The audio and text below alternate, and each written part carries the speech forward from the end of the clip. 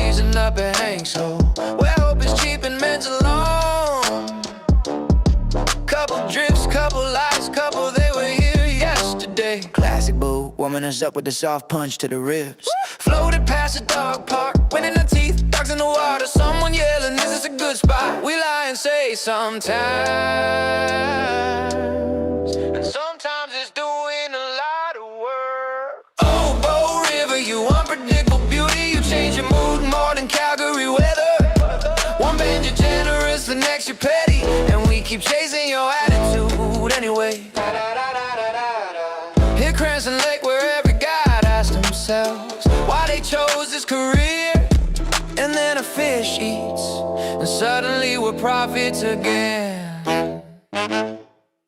Slipped into Seattle, tossed a prayer upstream, fell apart at Ball Diamonds, donated 3 rigs to the left bank. The boat collects taxes in 4X. Bright chaos and splash park, kids topping sideways, dads arguing with gravity. We sneak a cast and pretend it was the plan.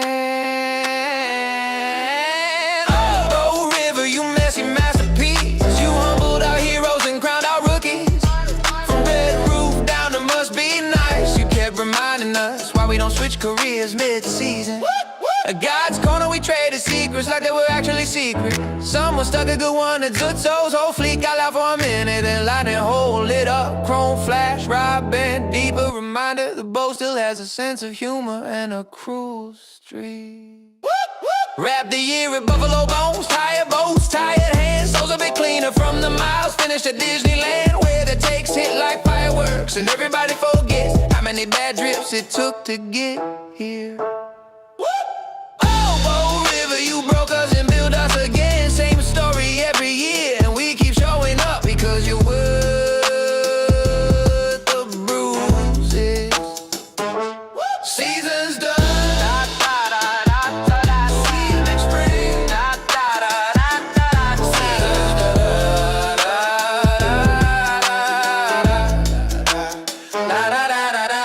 Season's done. Lines are frayed, hearts are full. See you next spring. Can't wait till the Polaroid wall fills up. Guys, we're live. We're live. That's what it's all about. All right, we got a lot going on here from 100 different cameras, microphones, and the whole gang. The crew. Minus Keenan. Well, he's here in spirit. He made the intro. He made the intro. He was dancing on the intro. Yeah, so anyways, welcome to this Wednesday evening. Whatever you want to call Whatever it. this is. So what we're going to do here is just kind of chat about our season, 2025. That was a fun I feel season. like What a this could great be season. louder. Yeah. Maybe that's better. But because I blew up my eardrums in rehearsal. So yeah, They're matchy like me now. Same. We're gonna just kind of fly Chip, chip. around the room here and introduce everybody, and then we're gonna just tell stories about the year. And if you're here watching the show, feel free to ask questions. If you were one of the clients or the guests in the river this year, feel free to ask questions or just engage with us. So we really don't have a plan. This is totally unscripted. But a lot went on in 2025, and we're here to talk about it. So, first up on the panel is... Ooh, this guy. Hello, everybody. Tim Hepworth. There we are. Coming at you from the middle of the couch. the squeeze. First time for you. Yeah. Small guy never gets the solo seat. The sandwichola. It's where I'm comfortable. Every Thursday you get the solo seat. That's true. Yeah. That's true. You don't want to tell us anything else? What else would you like to know? This is like... Your name, where you're from. Tim Where you Hepworth been? From Lacombe, Alberta. I think about that. Yeah, just that's me in a nutshell. Where I'm from, and here I am. All right, we might as well circle around the couch here. Let's see what other people have to say. Oh, wow. Hello. We're going that way. First time podcasting. I'm Hayes Stevens from the Siksika Nation here in Alberta. Nice. Thanks for celebrating. Good stuff. Yeah. This is funny. It's funny how shy people get. Yeah. We're gonna stay on the couch, and we're gonna head over to this guy. Scott Fletch, actually from Redwood Meadows. Made the drive up. Currently in Olds right now with these fine gentlemen. So yeah. All right, everyone's very talkative. First podcast. Dude. Next up, we're gonna head across the room to the other side, and we got this guy. Jody. Oh, hey, it's me. Nice. Yeah, I'm Jordan Saldana Jones. And, Remember when you were concerned about being in the center of the camera? Well, I asked you, I'm like, am I over enough? I wasn't sure. But yeah, first time. First on time. a Unscripted. podcast or whatever, yeah. From Okotoks, Alberta. And I love ice fishing. It's that time of year, I guess. Hard water fishing. Oh yeah, big fan. Yeah, 2025 was pretty interesting. Pleasure to spend it with all of you guys. Enjoyed a lot of days on the water, and yeah, Nice. it's good. I got your favorite song. I'm a big fan of this song. I can't believe it's AI. It's not. Well, you said it was. Yeah, that was in the pre-show. Oh, my bad. It was it's not. rehearsal. We paid this guy. Yeah. All right, sliding across the room between Mr. Jones and the couch is. Ronnie. Is this me? Because I can't see me on TV. Yeah, you're up. You know, so I'm just, like we said, we're unscripted and we're just flying in here and just having convos tonight. And I'm Aaron Noblin from Calgary, Alberta, and here for the first of the 2025-2026 season in the studio with all my homeboys on the river these past few years. And yeah, we're just gonna have guide talk and season talk and Chit chat. little shoot the shit on how our whole season went. Mr. Mike Pluy is commenting, Merry Nearly Christmas. And Bruce Cole says, hey fellas. Louie, Bruce. Cole. Tim. What's up, Bruce? You're really calling me out there in the comments. And last but not Feel like least there's an Live now. is me. And No, I don't get picked. we can't show him. We can't show You him get yet shipped off. because he's You get gonna shipped break the off up internet. north, and next thing you know, you're just out of the picture. I'm out of the picture. All right, I'm Dana Ladner. Faded out. I'm from Olds, Alberta, and I don't love ice fishing. come on, no, you're coming this year. Yeah, well, just Every year we say gotta it. break me. Yeah. Two Truths and a Lie. We'll play a little later on. Like I said before, this is completely unscripted, and well, it's gonna actually be a little scripted because I'm gonna find some questions to ask these fine gentlemen. I did say last but not least, but I did purposely jump over one of the guys because he's actually new to the gang. You guys, you guys. New kid on the Jim. block here. Yeah. Yeah, I'm Troy Langlar from Red Deer, Alberta. Just super Nice to pumped. meet you. Thank you. Great to be here. Long time listener, first time talker. Yeah. We're glad you're here. I'm pumped to We are. have an evening with our summer family here, man. Yeah. Super excited. Tell us a joke. I can't wait till you get some sun on that chin. I was actually surprised how white it wasn't when I took it off. It's a great joke opportunity here. Classic. We're all in it now, so everybody can kind of. It's a joke. I was too busy trying to strum. It's okay. It's at my expense. I'm okay. with it. Always is. That's why I got big shoulders. Yeah. Chin stock. Yeah. Tim's allowed to talk. Tim's talking about something on my chin. I don't know. Florida Scott says, "Looking good, bros." Adam Marshall says, "What up, boys?" Mikey Dumont says, "Hey, everyone." Terry Sather said, "Oh my goodness, Troy, you got less fur. Yes, I do. How's it feel? Talk about it." I don't like it. Talk about your fur journey. Yeah, over 8 years of dedication to all of a sudden 4.5 minutes bare skin. So I don't like it. Took a job up north, and yeah, that's what it had to be.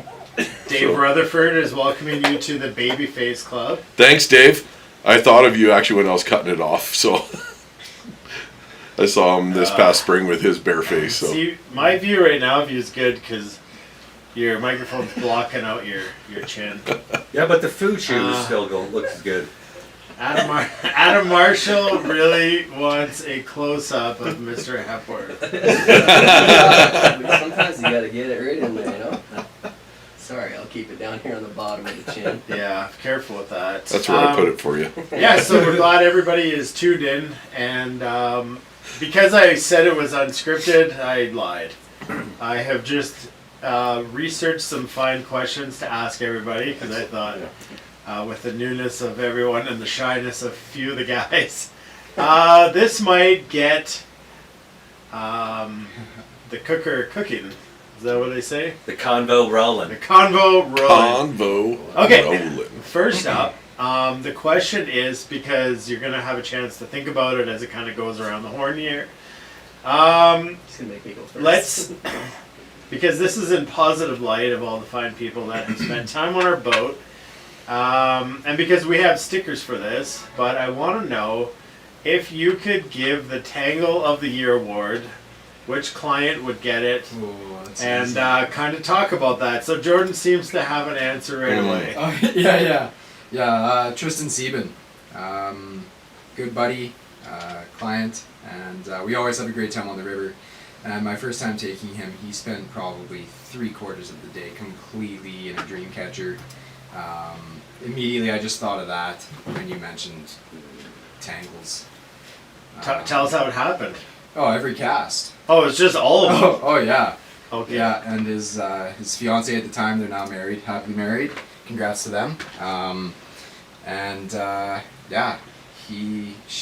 She outfished him hands down, but yeah, it was quite the sight to see. All right. So we've got a candidate. Next up is going to go. Does anybody want to raise their hand and got one on the mind?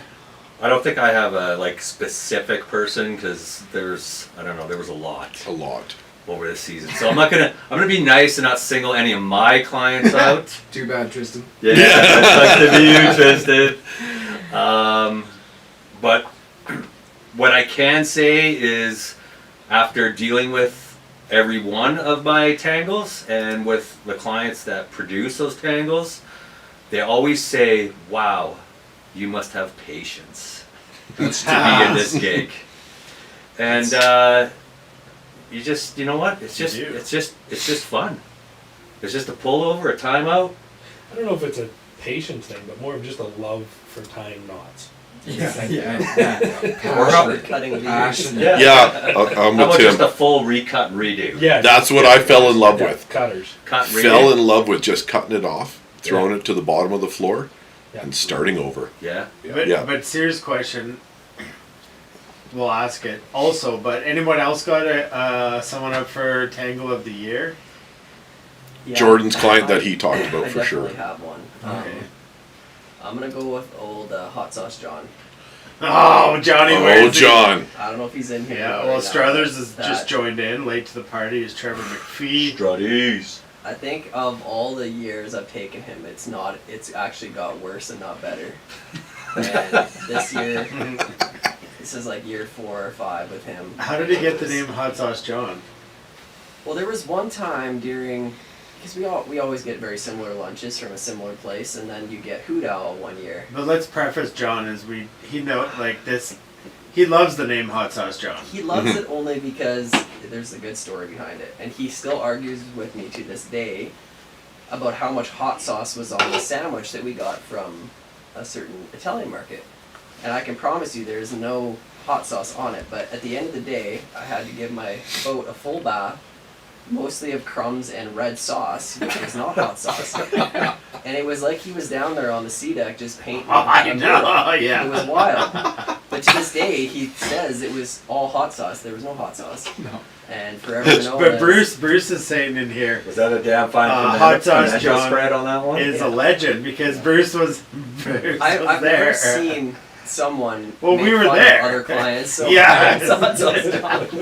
He's calling out Dana, Yeah. Bruce. Never pull over for lunch Oh, with man. Tim and Hot Sauce So John. does that lead us into the next question? Who's been our messiest eater? No.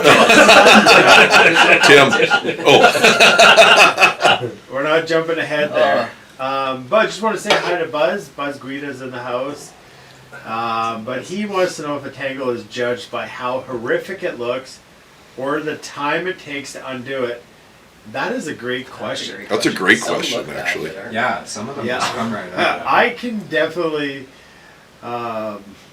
talk about, it wasn't this year, but I just won't say any names, but there's definitely our music right now, Jordan. Uh-oh. Uh-oh. All right, we're back. We got a different selection here called Chill Wave Caribbean. That's where I'm going. I like it. Anyways, I bet you every inch of that fly line was off the reel, and I couldn't get my oar out of his tangle. So it took me longer to get my oar out of his fly line than it did to get the tangle undone. And that's a memory for a life. Is that person in this room? No, but Troy might have been one of the I was most. thinking it was actually John. Yeah. I wasn't tangled. It was caught in a tree. Yeah. Or how about when we went buddy fishing and I couldn't get out of the trees? Do you remember that? Well, I remember there was some Oh. anger and Oh. other people in the boat throwing things and yanking and breaking. Oh yeah. You come with Dana, Troy, and I'll teach you how to come. You pull the tree down. It's this guy. we were fishing. Aaron. I was pulling on that 20-pound test and we couldn't get it to go. I think we actually pulled the boat upstream with the fly We line. didn't because I was the one holding us in the current.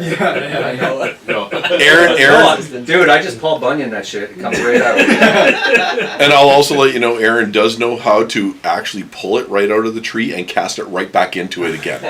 Yeah, right in anger. Troy. Right in anger. No, he did better than I did. I don't know. We got a couple.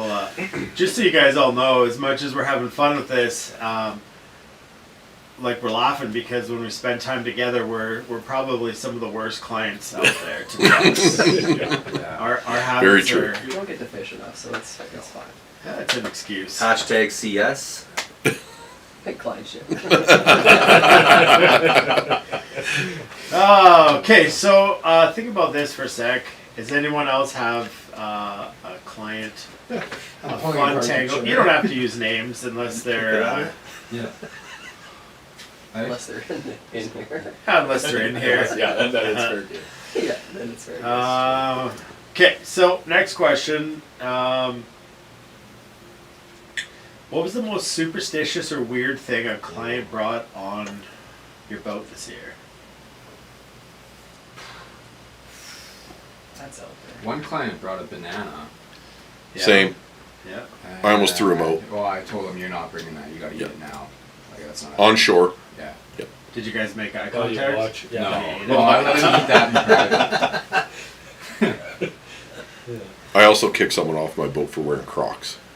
Crocs are fair game. Crocs are bro. great. That's a great I boat would shoe. agree with Crocs. are fair Like game. off or just like no? They have Just to for take them comfort off. and stuff. They had to take them off. Oh, yeah. Yeah. The only bad thing with Crocs Don't is wear you them in put my all those boat. little gems on them. Then the Oh, line that's is an caught. line gibbets. jangler. That's the good luck right there. Gibbets. Jim and Gibbets. Sid. How does Hayes know what they're called? Hayes, how do you know what they're I'm, called? He's a big Croc I'm a fan. Croc guy. Yeah. No, they are Let me my see your shoes closet when right I'm up at my other job. There, I have Crocs that I. I know you do. Yeah. So You know what? It's a comfort thing. Like, it's just a comfort. Fine. Loafers are nice too, Hayes. So are you a fan of two-wheel drive or sport mode? Just Oh, yeah. I want to clear You that gotta up. Throw that 4x4 Oh, no. on the back. Straight two-wheel drive. No Yeah. sport mode. No. If I'm going to places that need sport mode, Yeah. I'm wearing sport mode shit before I get there. Right. Oh, not Crocs. No Crocs. No. Okay. So I'm a pretty good judge of where Is it I'm cat- Are you going. Crocs in the boat? I used to, but then I realized just how treacherous it was when I stepped down. Yeah, but if They're you, not ideal. and, I was thinking and of sport coming- mode didn't take care of I that. was thinking about coming up with a way that I could install felt on the bottom of the Croc. I think that Paddle would. bending. I think that would be a game Just changer. put screws out through there. them and just have them studded. Well, then it rips the seat Just out. like my bike. That's a good point. Yeah, but no, I think the felt bottom Crocs would That would be. sell. Yeah, It's I think not a it'd be- bad play. yeah. I'm gonna start doing it. Bottle of PL 400 and Yeah.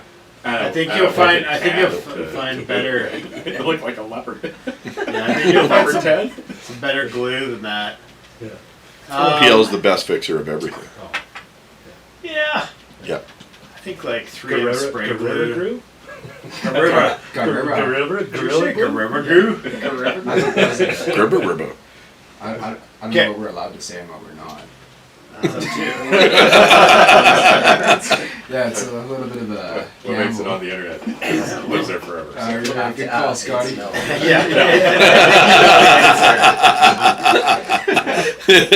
You watch late night TV. Like, there's a lot that goes on this. Yeah, like Oh, yeah. we can have nuts hanging out on one of the shows we did That's right. last year. Full scrotum. Full scrotum sitting right there. Bubble gum. I still go back and look Welcome, at Ken. that episode. It's magic. Full gum stuck on the pants. Okay, here's a good one. Hopefully Scotty can engage in one of these. Just calling you out. He's spending more time thinking. This is called the Is This a Fish Award. What's the funniest inanimate object client set the hook on this year? And maybe you got it to the boat or you didn't. You know what? We got a tennis ball this year, which I thought Wow. not like a shirt or a pair of pants or something weird from the bottom of the river, but like the An skill actual to tennis catch a tennis ball. I think at Dog Park, obviously. But Yeah. I thought that was skill to Huh. a tennis ball. Right? Did you land it? Oh yeah. Now the question is, did you? But guys, ball. Yeah. Yeah. Learn from Tim. Yeah. Is Early there- in the float. Is there any chance you played it off as a fish for the first bit? Possibly when they're full of water and under the water. Like you- Rod's you band. Water down, right? That was definitely a bubble. Oh, yeah. Set. It's fighting. It's I can tell. It's How do you hold and push that one out for the shot? Yeah, there's really no good angle. It's just It's just Well, a ball. you It's just round. The pistol grip. No, he was I've been trying cradling. my whole life, and I You- still can't make it look bigger. He was cradling it like an expert. Yeah. Yeah. Okay, here's the question from the audience, Mr. Joel Sather. How many times were you hooked by a client this year? Oh, Tim's got the best story out of Tim the- does. I think I've got Like it. hats I was down. like 5, I think. Tim's got the best story we know from Coffee Talk. Yeah. Probably in the single day 10 times, and it wasn't anywhere below my neck. So head, neck, head, Nice. ears, face, Nice. and even one almost caused a severe accident. Well, of- that's of the oar story damage. that's the story that we're looking for right Oh, now. Yeah. Just that okay, one. so- So Tell that one. That's It what had needs to to have been the 10th-ish time that I was hooked that day, and it was. I would give it to the clients. It was windy, but also we're maybe struggling to follow some instruction. But I took this. I took it right in the side of the neck. Right in the jugular. It was deep too. I mean, thank goodness for barbless hooks. But it was kind of in the middle of a cast with the wind, so I got a full wrap of line around my head as well. The boat starts to go sideways as I'm trying to untangle and let go with one hand, and oar grabs and bites a lonely rock out there that's sticking Oh, up higher than yeah. everything else. Like the boat feels like it's going over, and the oars jam. So my only option here to not flip the boat is to jam my oar out. So Well, it jammed you in the arm, didn't up it in the hit me pit. underneath Yeah. my armpit, yeah. and I jammed the oar out of the oar lock, and then I had to go swimming for my oar. Thankfully, we were in calm water, but at the same time, I'm still hooked up. So I'm like, give me some slack, give me some slack, give me some slack. I couldn't grab my oar. it's just in And your then- jugular. Yeah. it's- I mean, It'll heal. the true test of patience is being hooked, and over, and then also you gotta stay patient. You can't get mad, although you're bubbling up inside.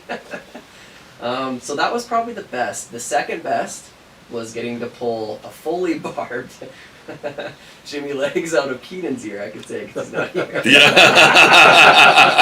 I thought we were going to take him for minor surgery. That one was bad, like full earring. So that's two. I was around a lot of hooked appendages. I just remember hearing about your day that day from, I can't remember who it was, but when we went into coffee and I got to hear it firsthand, I was just like, holy shit. Well, it's the Like, things you can't. there's a lot you can't going plan on. for or expect. Yeah. And, No, Um, especially it- you got it an oar happens. digging into the riverbed Yeah. and then And the armpit at the same time. and you're about to maybe dump and flip the entire boat too going on while you got a stinger in the neck. Never will happen. You just Yeah. gotta punch it out. Yeah. Crazy. But yeah, it's getting hooked. And it's a very good reminder to really the guide bump on the old hook bend. It's not worth it when it's in you. So No. inch them down. Keenan just said he was available to join in. Full team. Full team. Is he on an Nope, airplane might right not now? make her. He's loading. He said my story that he wanted to share was about the group trip where you talked about pouring rain and you had to pull that Jimmy legs out of his ear. There it In is. the middle of the river, still managed to net several good fish for them, but I didn't even get an honorable mention in Tim's 5-star review. That was a good. I forgot about that 5-star review, and Keen was just a passenger. Yeah, just a war wound victim. That poor guy. Where did he get out on the float? That's a good point. He did get out right there once, so it was perfect timing. Which cornfield did he find? Walking must be nice, just walking off into the long grass. If anyone doesn't know, you know Keenan. When it's fun float day, he just will arrive at some point on the river somewhere. Typically not the boat launch, and then get off because he realizes what time it is, and it's like, oh shit, I gotta go. I gotta be in Texas. Yeah.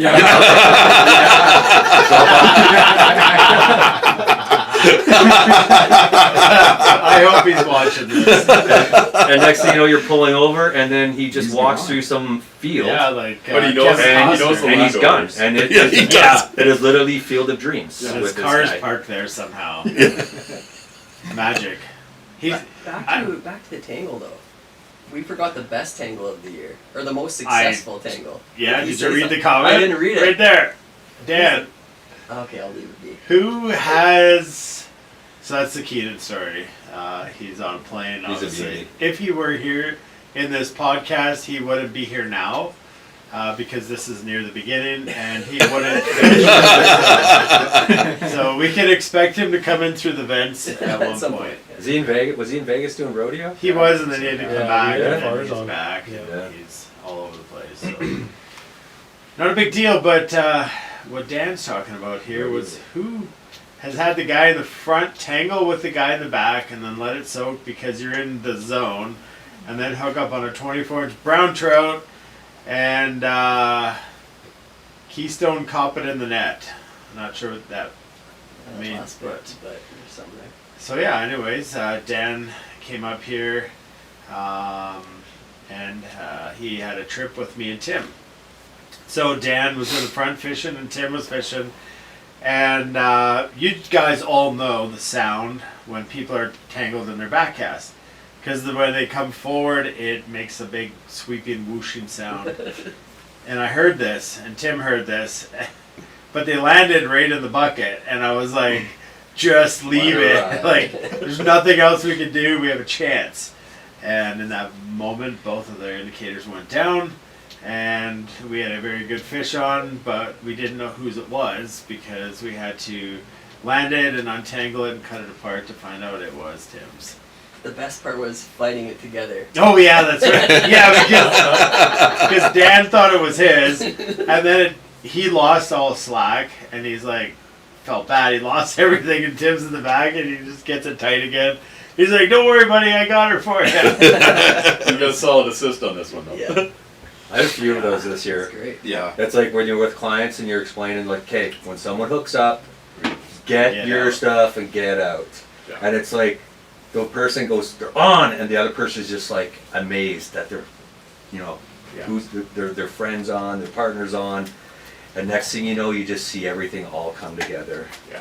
And it's like, well, you guys are fighting them both now, I guess.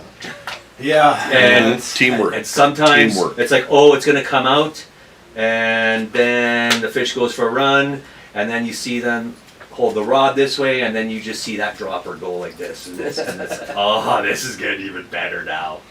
You know, And then when they see it winding, they give it a pull to try to help. That's right. Yeah. Yeah. Yeah, so that's always really good too. Yeah. Yeah. I like that. That's a good one. That's a Always good let it one. ride for the Right chance up. to double up. That's my.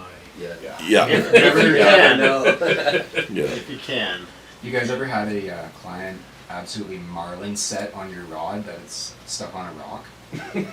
Does it explode? Oh yeah, it's like about 16 different pieces. That was a pretty cool day. I think you do have maybe the record for the most broken. No, boxes. no. That Scotty's got the most broken rods Oh, he might. Yeah. daily. I get the phone call. Yeah, it was weird. Broke 3 rods today. I don't get it though. It's insane. Like, Well, I had a Texas bass fisherman do that. it's wild. Said every time, it's like rod stuck. Like, What no, I'm the like, heck? I don't know, it's snagged, don't do it. And he's just, I can see him, he's loading up, he's gonna do it, and sure enough, he does And it. there's no stopping. When No, they start he's that committed, motion, man. Oh yeah. start the motion, he's in. But that's the goal: is the fish leaves the water and lands in the boat. Yeah. Yeah. Or behind that you. happened this year. The backcaster. It happened a few times Yeah. this year, actually. But I think you do take the cake for the most blown up rods because it's almost like Let's just shorten up that backcast a little bit. We don't even have the gunnel. Yeah, no, we hit that's okay. Yeah, we did. We hit the gun. Those aren't drumsticks. Yeah. People think that all the scratches in our boats are from the rocks in the No, boat. no. Yeah, how many flies of chip paint? Oh man. Oh, I got one in my cup holder in the back. Like right on my leg brace. It's a big chip. have you ever gone through enough rods where you're just like, okay guys, it's become Tunkara season now? I don't have any more. Yeah, do you use duct tape during the day, Scotty, to hold You those? take that tip from this one. And Yeah, just, yeah. that's it. Stick them together. Been there, done that. What's the most rods you've broken in one day? I think I'm only at 2. I'm at Two's 2. mine. I'm at Two, 2. yeah. Yeah. I had it this year. This year Yeah. was 2 in a day. I've had 2 rods bounce out on the drive home. and Yeah, you did. and Tarpless disappeared life. Starbucks. Tarps, buddy. Turns Optional. off. Brianna broke 2 rods in one day with me Nice. this year. Oh, with you. She probably didn't even care. No, No. no. Well, No. it's probably 'cause Oh, you'll you get had another on one. the You wrong got enough side. at home, she says. Brianna's my fiance. But yeah. So let's go on my Say boat that- after say she that picks again. out your rods. Are you sleeping You with kicked her- Stuart's you- client? I'm gonna marry her. That's so But, good. You're gonna marry her too. Yeah. Such a I'll be job. there to witness it. Yeah. How many fly lines have you gone through in one day before it hits? Oh wait. This is a good story. This is a good story. Hey, I went through. what happened? No, first of all, you were gone at work for a week and you came back to a group Yeah. trip and you Yeah. told us. Which group trip was that? I don't Came. know. It was a girls' trip. Oh, was it? Yeah, Yeah, it was. Yeah. Yeah. Girls' September, trip, yeah, yeah. and got to the boat launch, and luckily, one of my clients brought her own rod reel, which was pretty clutch. So open the tarp, just peeling it off. Go to grab a rod to set up a new rig, and I'm like, "There's a million pieces of fly line in my rod tray." I'm like, "What the hell?" And got to investigating, and a mouse got in my boat that was in the garage and chewed apart all 3 fly lines that was on that side of the rod tray. And I'm like, there's no shot that they went to the other side. So I go to the other side, and then they chewed through. But like they were old used lines, weren't they? Oh, no. I honestly had just reset every one of those reels and lost 6 brand new fly lines. I was choked. So choked. Luckily, 800 fly lines. damn, I got a cat after that. But no, that was a bad one. Yeah, 6 fly lines. Luckily, Tim had a couple. I think I borrowed a reel from somebody else, and then my client also had a rod. So yeah, that was like funny, the most heartbroken I'd ever been. I just But you choked. gotta give them props. They did it in such perfect little like. It was 2-inch. Yeah, 1 2-inch inch, pieces. 2 inch. They left all my C deck, never touched C deck. I had hoppers on there, never touched the foam. Indicators, never touched an indicator. All they did was chew up fly lines. Nice. It was the Loved it. wildest thing I'd ever seen. Just Awesome. bits, just shambles. Like, Oh, I was devastated. imagine being on a trip by yourself that day. Like, Oh, yeah, because there was 6 of us boats down there. I think out of all the gear tragedy this season, that one takes the That's- cake. yeah, That's absolutely. it right there. That story. Yeah, Yeah. Yep, the worst. it was bad. But I mean, you know what? That's what separates us. You know? Yeah. And the boys. Yeah. Okay, And we so- still had a great day that day. We Yeah. caught some good fish, and yeah, we had a lot of fun. Couple questions up here. Prettiest or craziest trout eat you had this year?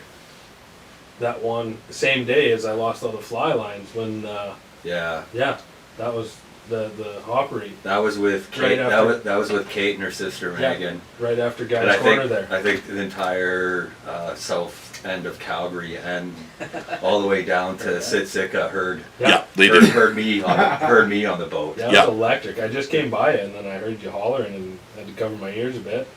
But yeah, tell the story because it was. So we're getting down. We're coming. We're not hot spot. No. No, No. no. We're coming down Hopper Alley. Okay, got some music for this dramatic. We're coming down Hopper Alley, Irish. right? And it was a girls' trip. And Hazy, we're probably pretty close, like together for a lot of the day and stuff like that. And I've got my girlfriend Caitlin in the boat and her sister Megan on this trip. Was blessed to have them that day on girls' trip. And we wanted to get some hopper eats. It was middle September for this one. And it was like, okay, we're gonna do it. So we're coming into prime hopper stretch Hopper Alley. on the river, Hopper Alley. Yeah, Hopper Alley even, yeah. And we're coming. I'm working left side. Hazy's is over on the right side, and we're kind of like side by side going and working water. And we're coming up to where I'm gonna funnel into kind of the center, and Hayes is he's working kind of left middle. And I was like, what side are you working on there, or something like that? And I'm like, I'll just push over to here just to make sure he has a little bit of room. And I'm like, okay, girls, work this left seam and where it's dropping on there, dropping off and in, and it's nice, just perfect, juicy hopper water. And Megan's got hers out, and all of a sudden this rainbow just comes in sideways and looks at it, and just gives it a look, and he goes this way, and I was just like, oh. And I was just like, leave it, leave it, leave it, leave it, leave it. And all of a sudden the fish does this 360 loop on it, takes another look at it, says, nah, okay, goes forward again, and we're all just like on the edge of our seat. And then next thing you know, he comes back, downstream eat, and takes it, like on the third pass. And I was just like, wah! Yeah, you were. Just like that. Yeah, just like that. Blew up. Holy, and I'm dropping F-bombs, and I'm just like, that was the sickest eat I've seen all season. And Hayes is just like, what's going on? I'm like, it was the sickest hopper eat ever. And Megan's like, I can't believe I didn't pull it out of his face. I just left it there until he ate it. And it was the wildest eat. This fish did Good job, Megan. three 360s on it, and Did then Megan say like, any F words? That's my question. I don't remember. Like if she did, I couldn't hear her because I was You like, I was right over. I was full animated. Yeah. And it's great because people think I'm loud. Yeah. Not when Ronnie gets a sick hopper eat. Yeah, that when he gets a sick operator, Yes. down. No, I'm like, not even close. no. It was full high torque animated, like It was awesome. guide happy. Yeah, it I was. still think maybe one of the most random eats we had were me and Dana together this year. Actually, it was with Dan. Streamer fishing with a When new he pattern. caught his on it, when he caught, No, not that Remember one. when he's the only one that hooked one on a streamer that no, day? but that's not even what I'm Because talking he was about. taking a coffee taking a break Yeah, and he doesn't eat in front of the boat. But in a certain back area of water, Oh, man. I Oh. like cast into this little seam, and this fish, a big fish, and that was the story of our day, of fish blowing up and not actually getting in their mouth. Blows up on the streamer, and I'm like devastated. I stripped a bit, and in my mess, I get wrapped around the oar. And Dana's rowing, and as he starts jigging with the oar, the fish absolutely blows up on it in front of the boat while Dana's doing his jigging because it's wrapped around the oar. And like the most random eat I've ever. I mean, and he didn't set. I couldn't believe it. Like I tried. Yeah. You didn't just backstroke? Yeah, well, I was. Yeah. But as we talked about, not one fish was harmed in that streamer day, and there was about 35 fish that ate. And Dan I remember Dan's in that the- day. Dan's in the front, like pissed that we're making him streamer fish, right, Dan?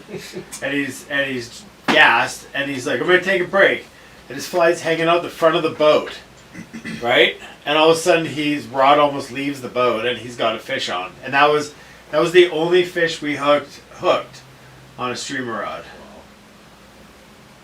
It's got to be lucky.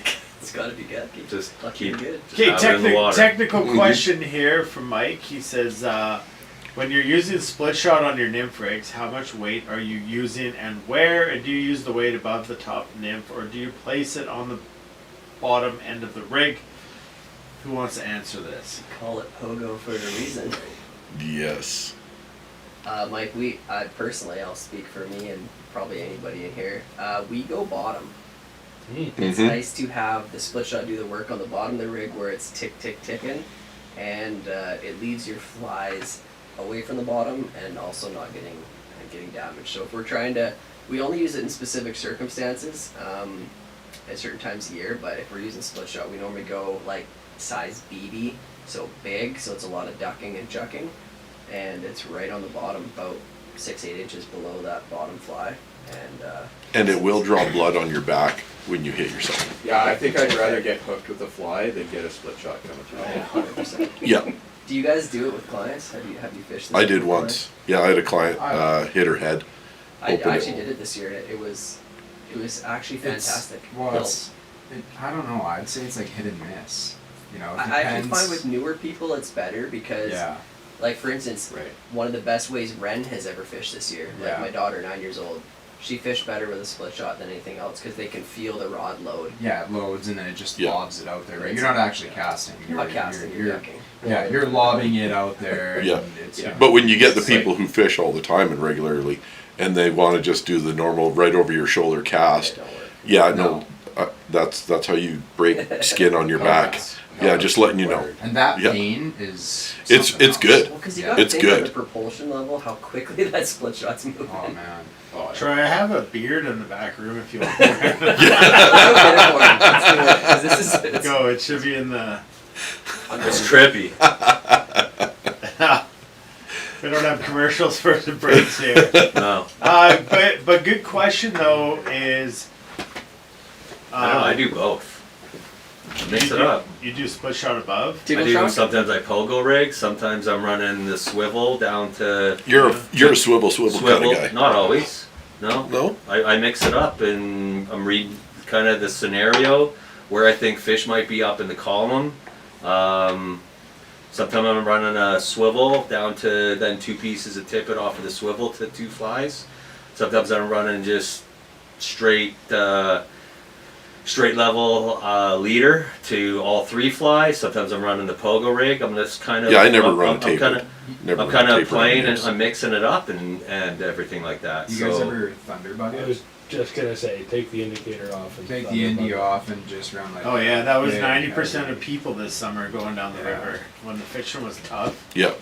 So basically Euro nymphing is what Yeah. you're saying. Yeah, it's like tight line check. Kind Yeah, of. Euro. Naked nymphing. Naked nymphing. Naked Just, Euro. yeah, pretty much. I gotta say, if Pogo. you watched an indicator all season and then you go to pogo, and it's Oh, dancing. yeah. Oh man. It's a good Oh, you missed about 6 that run. Dude, we touched 942 today. The clicker is just. Yeah, boy, I had you on them today. Can't convert them all. Okay, so Tie a knot above the slip shot though if you're pogoing. Yes. Yeah. So It'll it break there. stays. Yeah. well, You and don't then one slip. below, so it doesn't. You don't leave. Slip off, yeah. Yeah. But Yeah. if the split shot gets wedged, then she'll Saves break the it rig. on. Yeah. Or you Saves just it. run 20-pound test. Or that.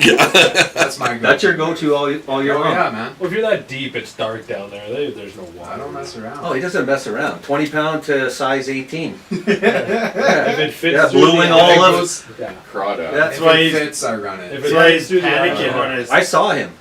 Yep. Yeah, Oh yeah. yeah. Yeah. 20 pound to size 18 blue wing. Yeah, it don't That's matter. why they can Yeah. marlin set and break rods. Yeah, yeah. No, honestly, that's kind of the downfall, Yeah. but you just, you know, Yeah. yeah. Nothing like a good old BOW River tuna. Right. Exactly. Yeah. That's why Jordy's afraid when clients set the hook on things that they shouldn't, because he's got 40-pound test down there. Actually, bring out the braid. Trust your leader. Well, I'm not wearing hair.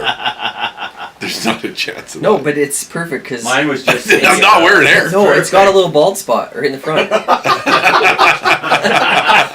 gotta give us 2 minutes. I'm not wearing the hair. It's like Reba went You get bald. everything. We get our Troy back here. We do. Yeah. Santa. And the color it matches like perfect. Okay. Question is, what was one moment this summer that made you say, I quit?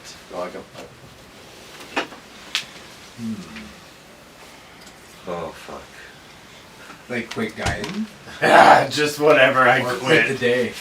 Quit. Is that better, guys? Is that better? I don't think. Oh, hey, Troy. Hey, What did you hey do? guys, I made it. That's I made it. that is Thank you. There we go. Thank you. Thanks, Troy. I made it. Don't ever do that again. Nice joke. I know he's not watching, so I'm just gonna say Bernie, and I'm gonna leave it at that. I remember you telling me about that. I quit. That's it. No, I don't. Oh, yeah. I Yeah. don't. 5 stars. I gotta say, But then that's just when you give in to it. You almost gotta dive deeper.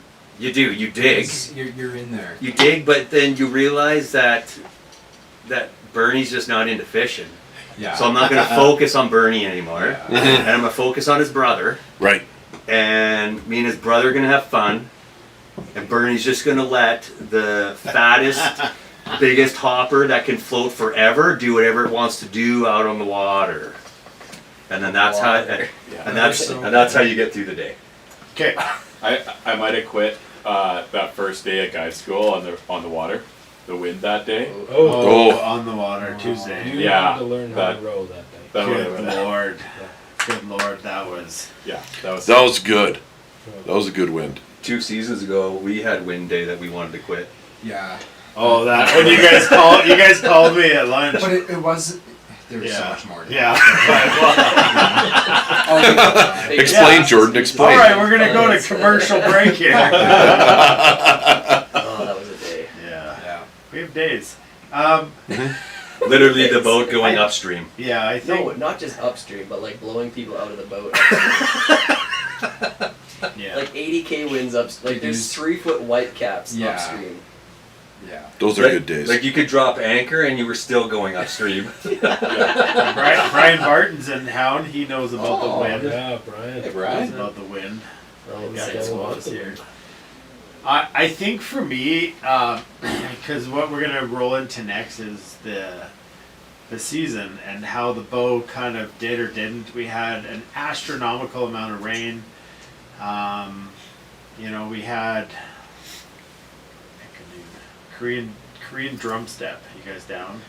Yeah, do it. Yeah. I don't know about that. This is a K-pop house, so this is just gonna go like next level now. Yeah. So I guess we'll just kind of roll ourselves from February, March, April, May, June, July, August, September, October, and I found it personally to be a very interesting season on the bow. I felt like the river just never got in its stride. Agree or disagree? Agreed. Yeah, absolutely. Agreed. Whether that was I think it depends what month you were thinking about. just all What of an it, hour. just looking back in general, like. There were great moments, but like to where it finds its stride for like weeks on end, it didn't. The consistency. Yeah, you just Oh, yeah. showed up Yeah, and there you put wasn't. on these 2 flies and went to town and, Yeah. and it was what it was. Like behind this tree over here, you're gonna see a neat, right? Yeah. Yeah. So Yeah, consistently inconsistent. yeah, I think Yeah. I That's think Like AFib. Yeah, yeah. I think the idea behind that is as guides and when we talk about routines and the stress and the pressure of the season, I think at one point you just kind of want to know that tomorrow's going to be the same as today in a Yeah. positive, like say today. There was a lot of those. Yeah. There's a lot of those. So I feel like the fish were like they were like living on Hastings Street and being relocated every single day to a new zone. It's a That's great what it was. analogy. Yeah. That's what it was. It was like And they were taking what was on every hand. single day. This fish was like, oh, I got a new house and now I'm being evicted, and that's what it was. Yeah. They never So paid rent. That's what they have been. no, Yeah. and Until at least Until the it's- train station. At least you The hope. train station. At least you Oh, hope This they is where have. the Ekron ads. Oh, big fan. Everything. At least you hope that they had squatters' rights and they'd hang out for a little Yeah. while. But no, it Yeah, was no. like no, No, none not of here that. today. Oh, Landlords over here, were not there malicious. today. I don't know. But, I kind of found like it was Yellowstone. inconsistent at times, but for the most part, I felt confident going into each day that it wasn't going to be the worst day Hey, ever. This I isn't mean, a some- job interview. Well, I really appreciate challenges. I'm good at problem solving. Just grateful for I every show day up on the water. every day on time. Yeah. And My greatest weakness is my. Sorry, you were saying? Let's go on, Scott. I don't totally disagree with you. I just think that like when you have, like when you look over like 7-8 seasons Yeah. in the past, it was like we faced a lot of challenges this year. Yeah. Mhm. You know, there's years where for all of August and half of September you can put a hopper on and you're like, I'm getting 20. Well, Yeah. you could fish until end of October. That's right. You didn't know what an indicator was, and I think it's a lot of like storied guides on this river. I've never seen so many of them naked nymph in the summer. Yeah. Yeah, which is a Meaning whole no other indicator, discussion, meaning Just try to times get are down tough. Yeah. Yeah. So I mean, people could come to the boat ramp and talk about the blah blah blah, but then when you see them out there digging the drenches off the bottom, Yeah. Absolute caught personally biggest fish I've seen in my guiding career. I've had some of the best days this summer, but I absolutely had a string of some of the worst. Just finding the fish, right? Like, it's like kind of that consistency where I think we, like all the rain we had in June, and then all the rain we had in July, and then it just kept happening. And then the stress part was we didn't know if we were going today. So it was like, go down to the river, Jordy, go check down at police, Yeah. and we'll go check at Glenmore, and Yeah. we'll drive up to the zoo, and we'll do all of our due diligence for all of that to just call somebody and say, well, it is what it is, and then sit at home for a couple weeks. And I think you're just at that point, you're ready to just go. Like a thoroughbred at the start of a race, it's like, I just want to be on the water. And it was all these tougher decisions where you had to decide what is best for the client. The phone calls, the decisions. Some people went in tough days and they were very rewarded. And I think that speaks to people's willingness to just go fishing is a big lesson that I learned. That's right. But I had some of those days where it was like 7 days in a row was just banner. Yeah. And then the 8th and the 9th day was like an absolute tougher. ghost town and nothing changed out there. Yeah, there was no reason for No, and it was like, Yeah. that's my want to quit moment where I'm like, I want this season to be over, unfortunately. Yeah, it was Just- definitely one of those challenging situations this year. And there was, I think, like you said, those days where you're like, how many times we went to the dog park instead of the bridge, and like, if it would just be a little more chocolate, we Yeah. would go A little more good or a little more bad, but it was in that, In between. in between so much. He almost. But like Yeah. it's perspective, right? Because for somebody, they could go out there and if they caught 1 to 18 inch That's a fish win. all day, yeah. they're like, this is the best day I've ever had on the boat. Whereas for us, when we get to see it every day, we get spoiled with those. Yeah. And you bigger know what the number river's days. capable of. And you know what it's capable That's of. right. Yeah. Yeah, we have high expectations for ourselves Yeah. and and probably for the river, right? hmm But I what, think what most people don't understand is like the job itself is actually it's so complicated in many ways because the river can do this on a good day with a client that you're trying to get there that might not quite be there. There's so many different aspects to a day Yes. that if you had, let's say, maybe a more seasoned angler versus Yeah. a new angler, you would have a better chance on a specific day Right. than you would with someone who's brand Yeah. new. Yeah. But you want it almost more for the brand new client because Totally, you want to show them what the river can do. Yeah. Yeah. Yeah. But it's not every day is going to be that way. Yeah. And then you got people that you want to show, like, it's like the river's fishing great, and you're like, oh, this so and so's trip is on Monday, and it's gonna be awesome, and then it just isn't. Wow. Yeah. Yeah, and then the forecast changes and it absolutely. But like counts something the you've orders. always said, Jordan, is like the river owes nothing Yeah. to anybody. Yeah. And I think that's, advice to clients is I don't care where you go. Absolutely. We fly halfway across, or literally across the world, to go fishing, and we have expectations of what we want. Like one of our clients, Dave, says the script's already written. So you got to choose whether you're going to enjoy your trip or whether you're going to force yourself into like, you have an agenda and an expectation. And I truly feel that some of the best days on the water are when everybody just checks their ego and they check their agenda, and we just go fishing, and it is what it is. And I mean, you guys can talk to that, but it's like the day just evolves into something epic. Always. Always does. Yeah. I always told myself on the tough days, like I remember like first learning to fly fish the bow, and going through how many skunk days till you got that fish, and then when you did like finally have an epic day and you came home, if you remember those days, it was like I caught 5 today, and that was like epic, right? So I kind of, and you're right, we get kind of spoiled because we were out there and we get a pulse for the river, we get into it, and we start putting these higher expectations on ourselves, like, so then 10, 15 fish in a day becomes maybe the normality, and that's just kind of a level day for us. But sometimes we gotta go back to the grassroots and remember that 5 fish was awesome. It was great, especially on this river. They're So special temperamental. fish too. They are. Right? Like Mhm. I don't know. The bow grows special fish. Absolutely. So Yeah. Well, how many American clients do we have come up that say like, wow, this Wow. fishery is Or how unmatched, many especially for people- wild fish. How many people in your boat over the years have caught their PB? Right. Yeah. Yeah. Countless. Like I can't even Yeah. count how many people come here and catch their PB brown trout, their PB rainbow. Like that day that you and me had, right? Yeah. Yeah. That's like just the river is.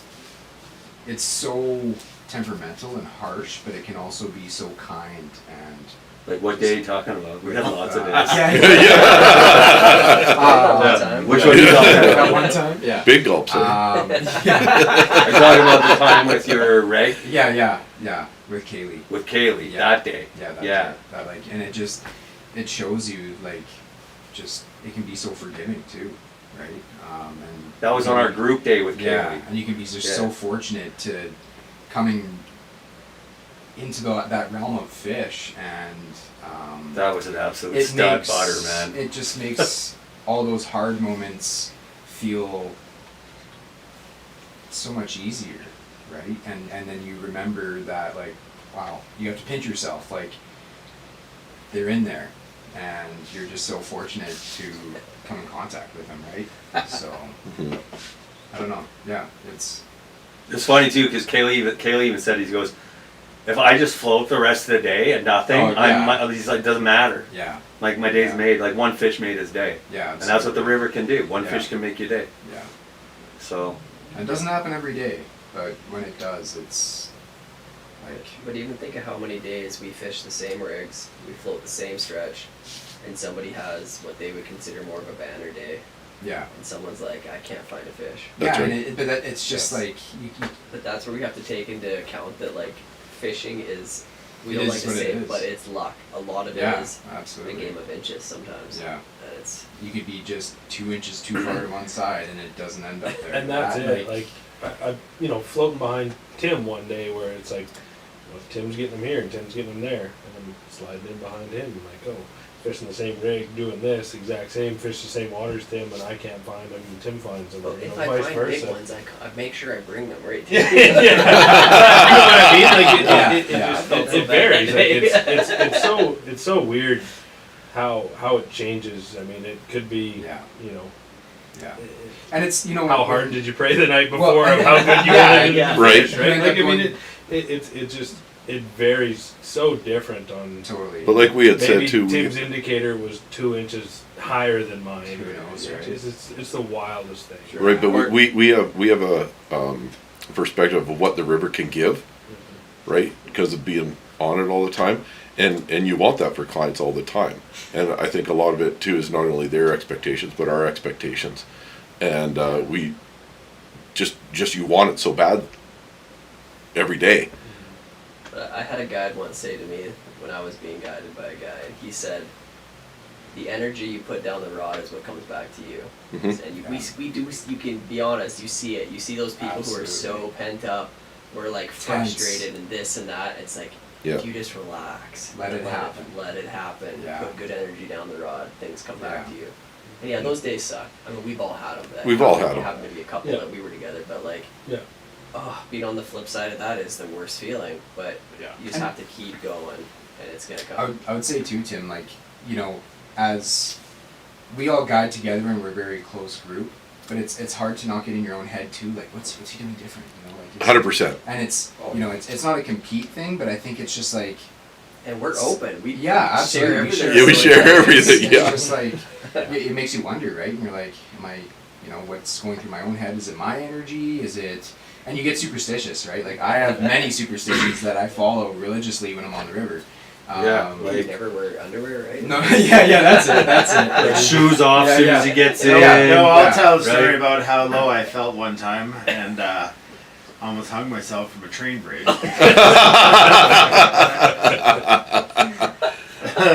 No. All right, so there's the spot on the river, nowhere near a train bridge. But there's You're a definitely. train bitch. All right, so this spot's been pretty good for a while. It's called and Yellowstone, that's it's- all. That's yeah, it. Yeah, Yellowstone. We're in Yellowstone, and yeah, so I was pretty much guaranteeing myself that this was going to be, you know, the first hookup of the day if I hadn't seen anything until that point. And yeah, so went through it, nothing, which was weird because it was a pretty guaranteed spot. Rode back up and went through it again. Nothing. And so me and Tim were on a 2-boat trip. We had a single angler each. He still ways behind me. I'm like, I got a chance to do this again, so I do it again. And nothing. And so I row back up, and Tim's getting close, so I say, Tim, you go ahead. It's empty today. And so Tim goes through and hooks up. Classic Tim. Classic Tim is right. So, Classic. so I'm just I like, followed that lot before, I'm like, over the years. I don't want to ask which fly because that gives away my incompetence, but I'm like, it was on the blah blah blah, and he's like, yeah, right, because I obviously knew what was working. So yeah, but we Obviously. did have it on, and so we went through again. Nothing. Tim's like, you might as well hit it again, obviously. So I go back again 5 times. Okay, nothing. Roll back up, and he's starting to roll back at it. I'm like, you might as well go again. So he goes again, hooks up. Okay, so I think he was about 4 runs through and 4 fish, and we were about 9 and 0 fish. So I asked my client if there's a chance that he wants to tie the anchor rope on, and we can share a hanging on either side of the bridge. I honestly, it's one of those things where nothing made sense in that situation. That's Spence family. Spence? Yeah, No. that was No. Spence. Was it? Yeah. Yeah. Was Yeah, and I it? had Scott. And I said to Scott, the only thing we can do now is I can put you in with Tim and you can run through it with Tim because we got the, we got the same fly. Eliminate something. We got the same, yeah, we're like, I thought you were telling a totally different story. with Rand? Yeah. Yeah, It was the same story. Actually. same idea. Except we stuck around and we were rewarded. Yeah, you did get it. Yeah. I forgot that was so good. Oh, and I lost Buddy's fish. That was so sad. I was sad. I didn't even get to see it. Shit. As he's, That was a as fun his- fall in Yellowstone, that's all I have to say. Yeah, Yellowstone was For everyone. Yeah. As his dad's like, this is such a brown trout. This is your personal best. This is a great fish. This is unreal. And his dad's fished everywhere, and he's just like loving this fish. And I don't know what I went to do, just to like give it a drink or do something, and it just jumped out. Because you did net it. It was. It did. We were holding yeah. it like ready for a picture, and it jumped out, and it's gone forever. Lost it. I don't think I've lost a fish out of a net for a long time, but that's where it went. How about you, Jordan? Huh. Have you ever lost a fish out of a net? I lost a fish out of a net this year. Yeah. I prefer you dancing Yeah, around the fish. yeah, though. that's what happens when you wear flip flops. That's a good one. I'm a big fan of flip flops. Maybe you should try Crocs. Yeah. And when you're doing the one leg I've hop, done Get some that. felted Crocs back up. I've done Crocs, and I rolled my ankle about 19 times in one day. Because they're not felted. Yeah. How do you rodeo ankles in Crocs but not? I don't. Sandals. The flip flops are my go-to. But do you It's do the toe thong- exercises it's the like thong all running winter? through his toe. I just The thong running through his toe just makes him that much more agile. yeah. I don't know how you know do what it. it is. Actually, I've we're never super rolled agile. my Yeah. toe. Like a ninja. Hits a nerve. Water ninja. A water ninja. Yeah. I'm agile on these things, man. Caddy. Like he stands on the seat to cast at risers. Okay, guys, that's a great we story. just had a catastrophic failure with this live stream. Is it gone? None of our mics were working What? except Troy's camera. And so, no way. oh, What do you mean? Well, don't worry about it. I'm not worried. All right, so I we're can live hear me. streaming here. Yeah. All right, let's start from the top. Yeah. Oh, you know who? Rehearsal 2 is Yeah. done now, guys. And how long has it been out for? Well, while? the whole show. Oh, wicked. Oh. Hershey didn't say nothing about that to us? Nobody did. Everyone's playing along here like they heard us. That's the worst part. The joke's on us. Oh my gosh. You guys. Oh, You're so cruel.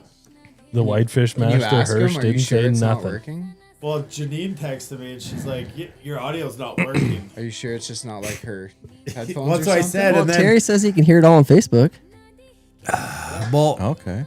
it was yes, but it was all coming Facebook from his audio. camera. That's where it was showing up here. Oh. And They can still hear You're us. welcome, guys. yeah, Yeah.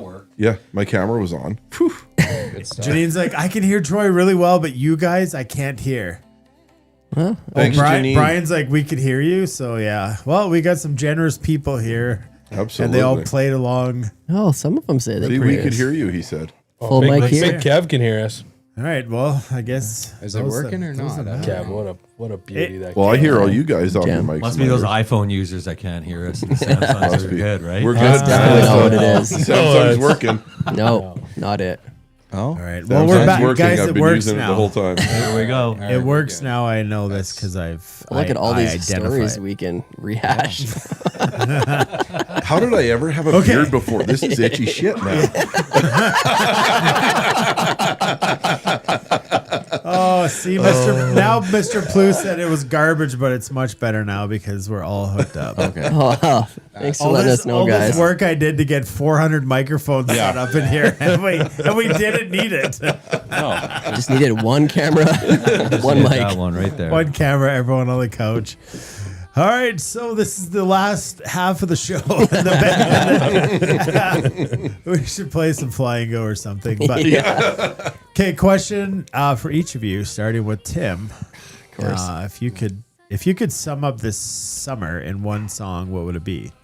In one song. Oh, man.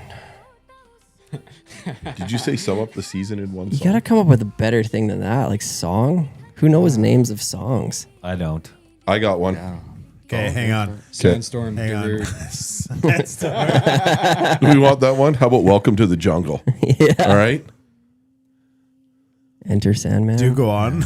I know that's Well, a song. it was a storm out there this year. We just spent. That's what well, makes they it didn't beautiful. hear it. We heard it, but So yes.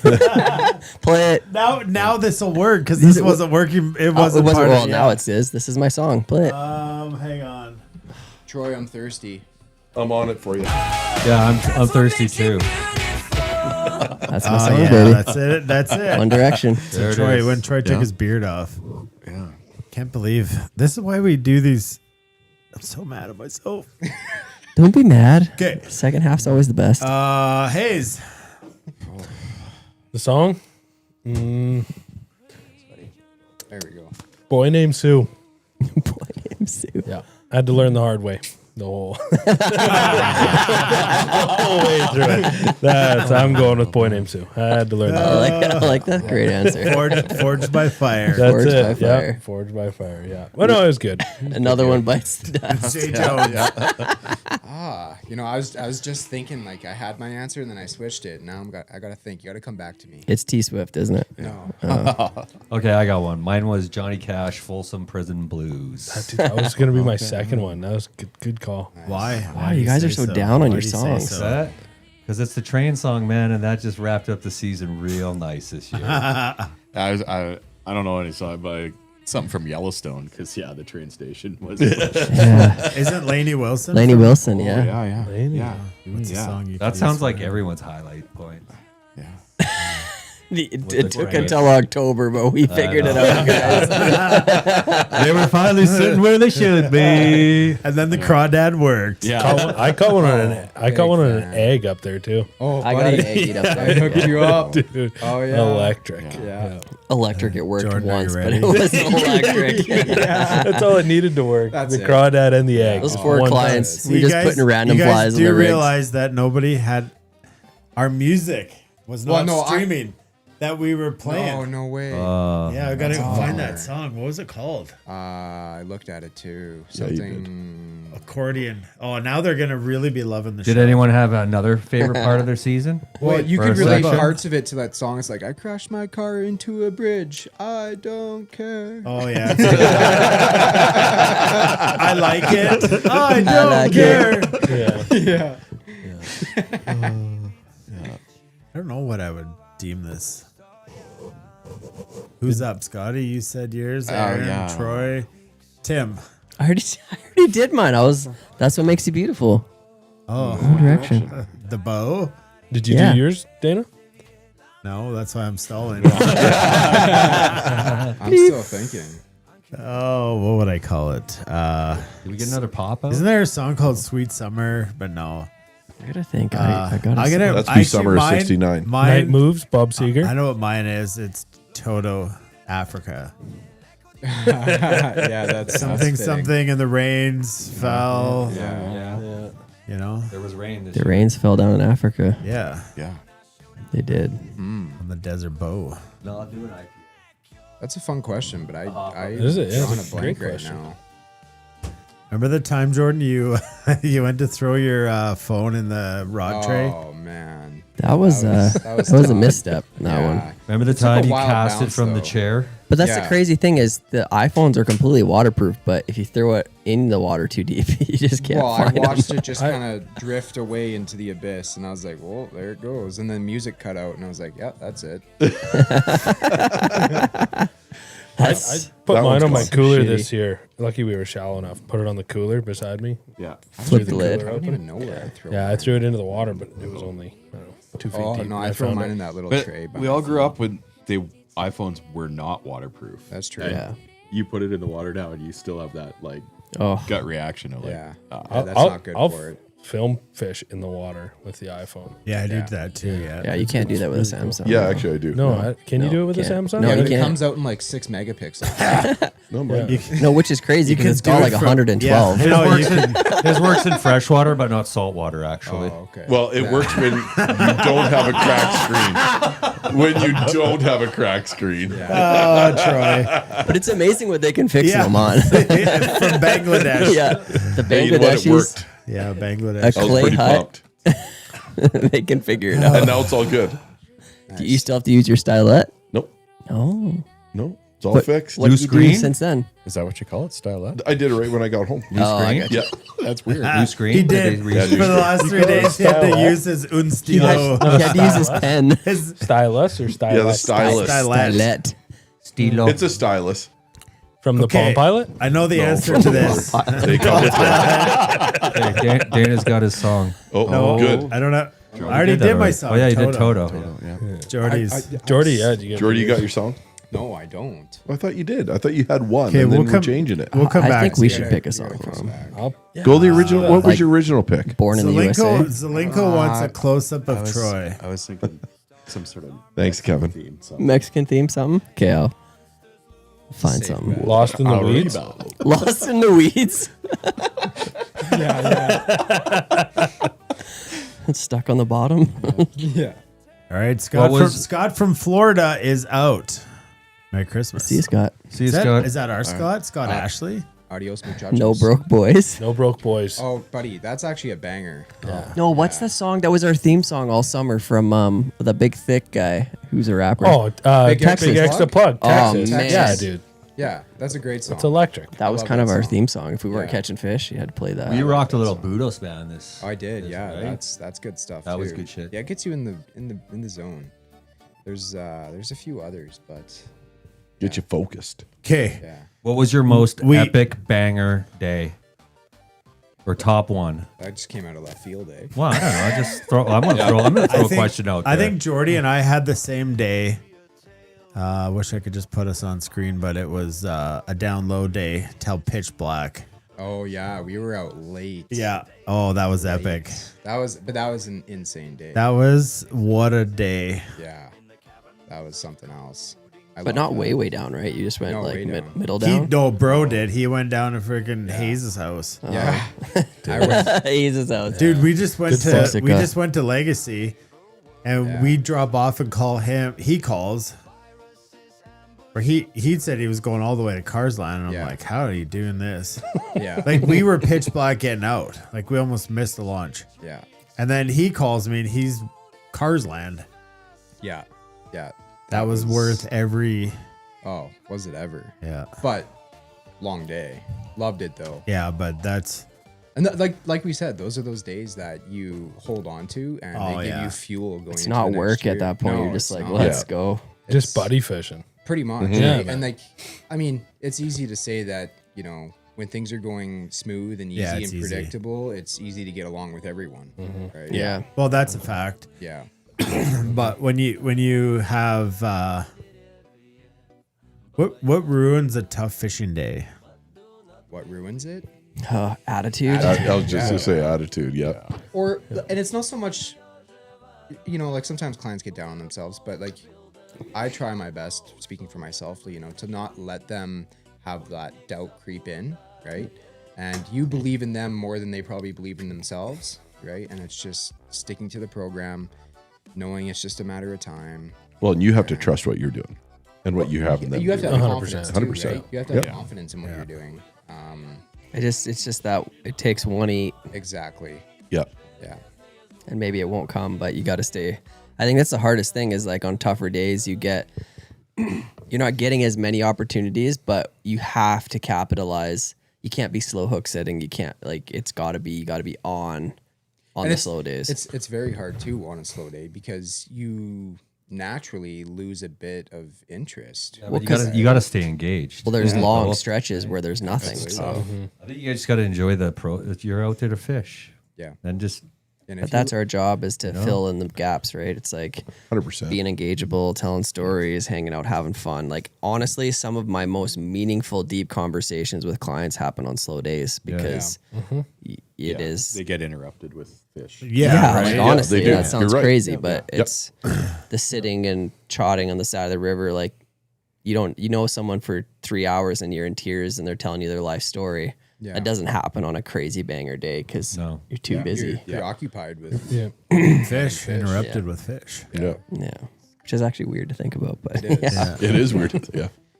And there's But that just means like the whole experience. It's so much more than just the fish. Oh, right? absolutely. Like, And there's 100%. like on those other days too, where you're like, I don't want this day to be over, and I want to keep talking and getting to know these people because, throughout the day, I think any great guide will invest in their people, right? Right. And really make an effort to learn how they learn and try and maybe break down barriers if they're a little bit nervous or a little bit shy, right?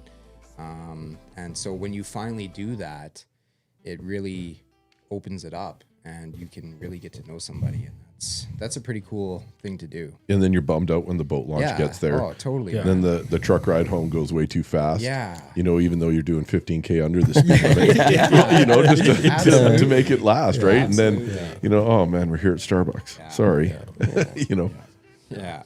Those are great days. Those are great I had a days. day like that with a couple. They're from the States, I think, like Wisconsin or something like that, and just they had a half day. I mean, the fishing wasn't great, but we were still catching some, and it was a half day, and I made it last all day. Yeah. I did the half day I've float, done that. and I was like, we'll just pull over and visit here for an hour, maybe, you know. Yeah. And they were just great people, and we just Yeah. got along, and That's the best. Those are great days. Yeah. Great days.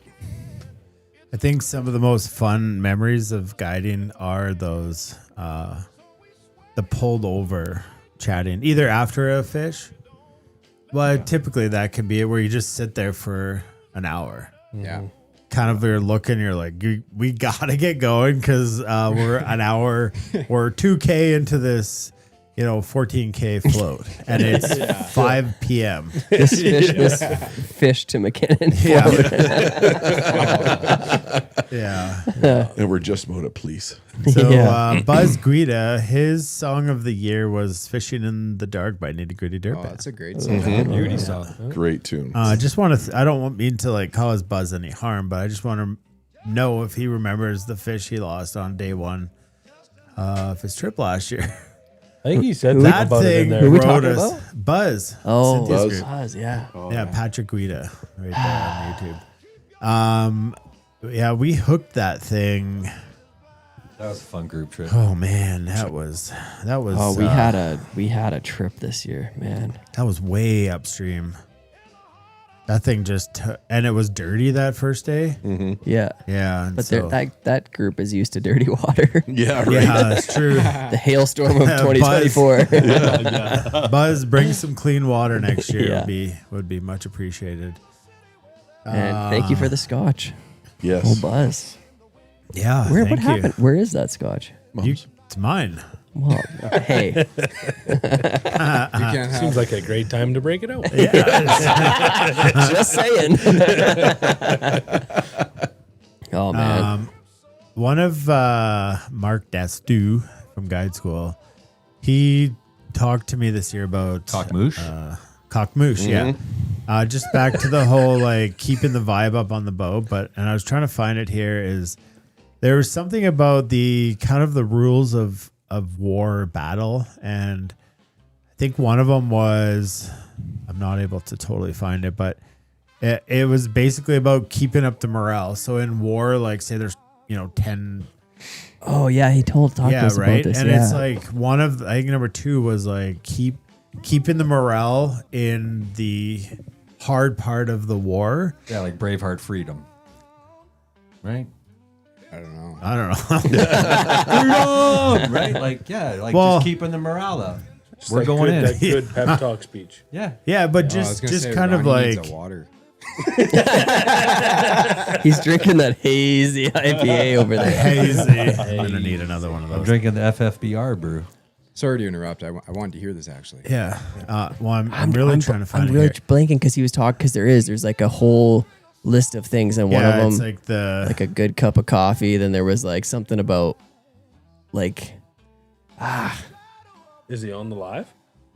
Mark, are you there? Let me try just Mark. Hey, are you there? What are the rules Is it like the art of war?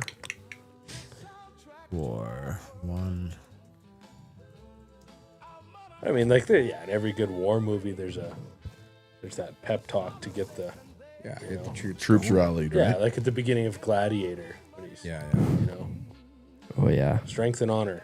Yeah. Oh, we'll figure this out. Unleash or else- hell. Maximus Aurelius. Unleash hell. Yeah, unleash hell on my signal. Unleash Yeah, hell. Buzz won't forget. So, anyways, yeah, it's just an interesting thing because even in war, they found like in the dark days of cold nights, laying in trenches, you could not let the morale go down. And I know we're not in war. Some days it feels like it on the river. But the idea about that is just kind of that morale is very important to just kind of keeping the day going strong. I'll figure out I'm where getting it is. made fun of for getting squished in here, but I feel very roomy. Oh yeah. If you're not touching a bro, it's not right. Gotta be.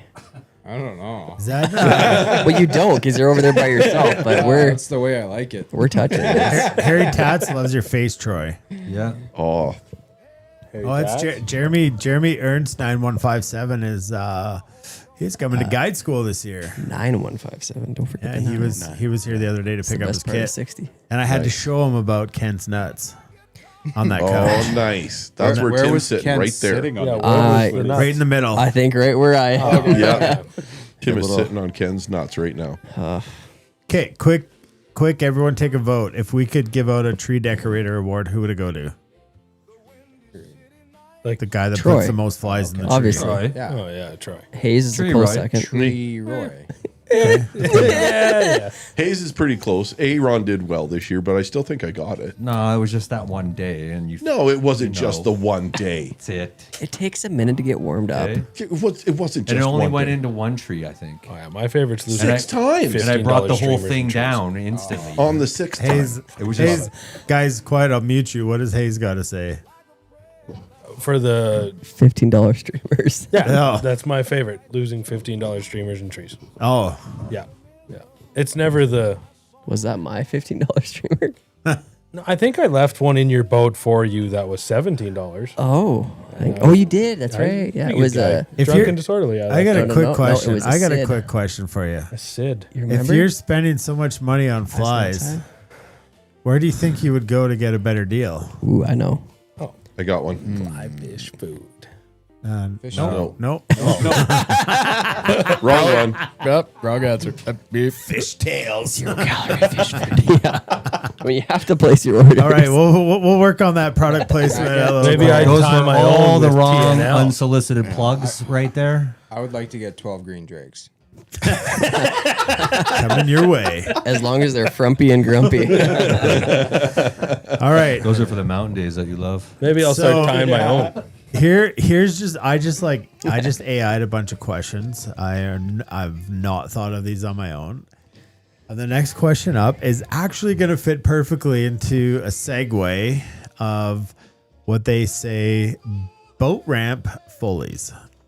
No, I don't like this topic. I think we should move on.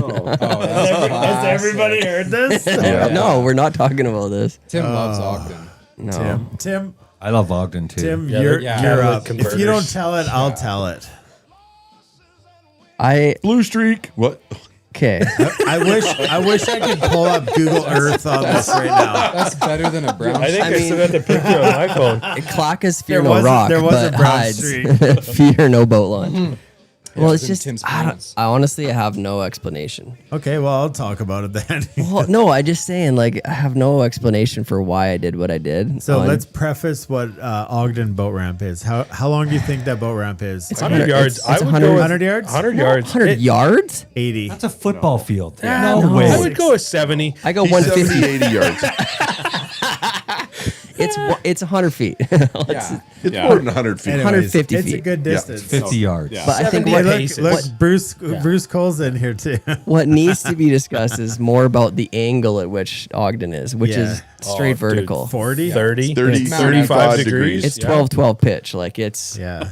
it's It's Not not, quite 12, 12. it's not quite 12-12. It's a 2-to-1 all the way down. It is a 40 degrees, 80-yard ramp. 5.42 pitch. And how wide? About 1.5 times your vehicle. Yeah. yeah, it's not wide. All right, so everybody's got this picture in their head. So just Close your eyes and imagine keep it in your head. Yeah. Yeah. imagine that you pull up to back your truck in or back your boat trailer. in, your trailer. And you're constantly You looking did in end your up mirrors. just backing the truck down. It-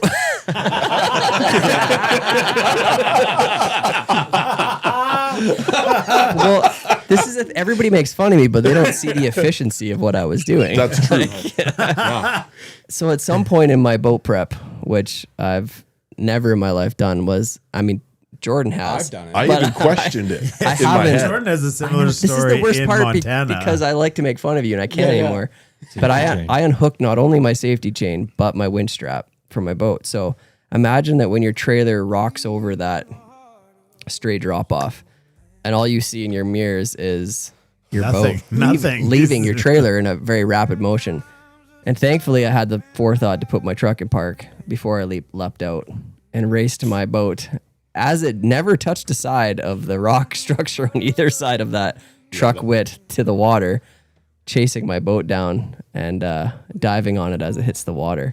It just about hit the current. It was Oh, the that thing, current. Dude, the water is the current in Ogden. Well, and we were in a higher water. From the story that I've heard, though, it's just shy of a miracle you didn't grind your teeth off coming down. That's what I said. Yeah, Those the way there's the, like those those stones flats. are Oh, spaced man. there, Tim. Like, you could have caught your If toe. you'd have tripped. So easy. But the boat was gone, and it's amazing how quickly that fiberglass moves down concrete. it's ripping. And I was got Tim. it. I saved it. It was a definite. But this is a good There's topic something about that because cement on that ramp that puts gazelle legs into you. So Yeah, you had to go. It goes. You just go and get But it. you want to talk about a way to start your day. You're rattled because it blows your chi. That's Rattle. a sphincter tightener if I've ever heard of Because it. hundreds of days on that river, and never once have you done something. And we were late in the season. You're tired. You're whatever, and you fuck up. You do something dumb for no reason. And Troy even watched me do it and never told me. So part of it's on him. I just wondered why it was unhooked. And then I went around my business. I was like, oh, well, he probably had just had to get his chain or something, whatever, and then hook back up, right? And it didn't dawn on me that it wouldn't be hooked again, Yeah, I right? don't know. Because it was something I'd never seen before. Yeah, he had well, never done it before. No, but And I liked I it. just wondered about my boat business. I do I that was at like, oh, Glenmore all the time. right? Really? Because yeah, it's flat and I'm not too worried. I actually think it's great if it rolls off a little bit. Just slam the brakes on it. Yeah, and I just Yeah, I've never just get her just- back a bit, and then it's just a quick. I leave both attached the whole time. Me too. Like, Always.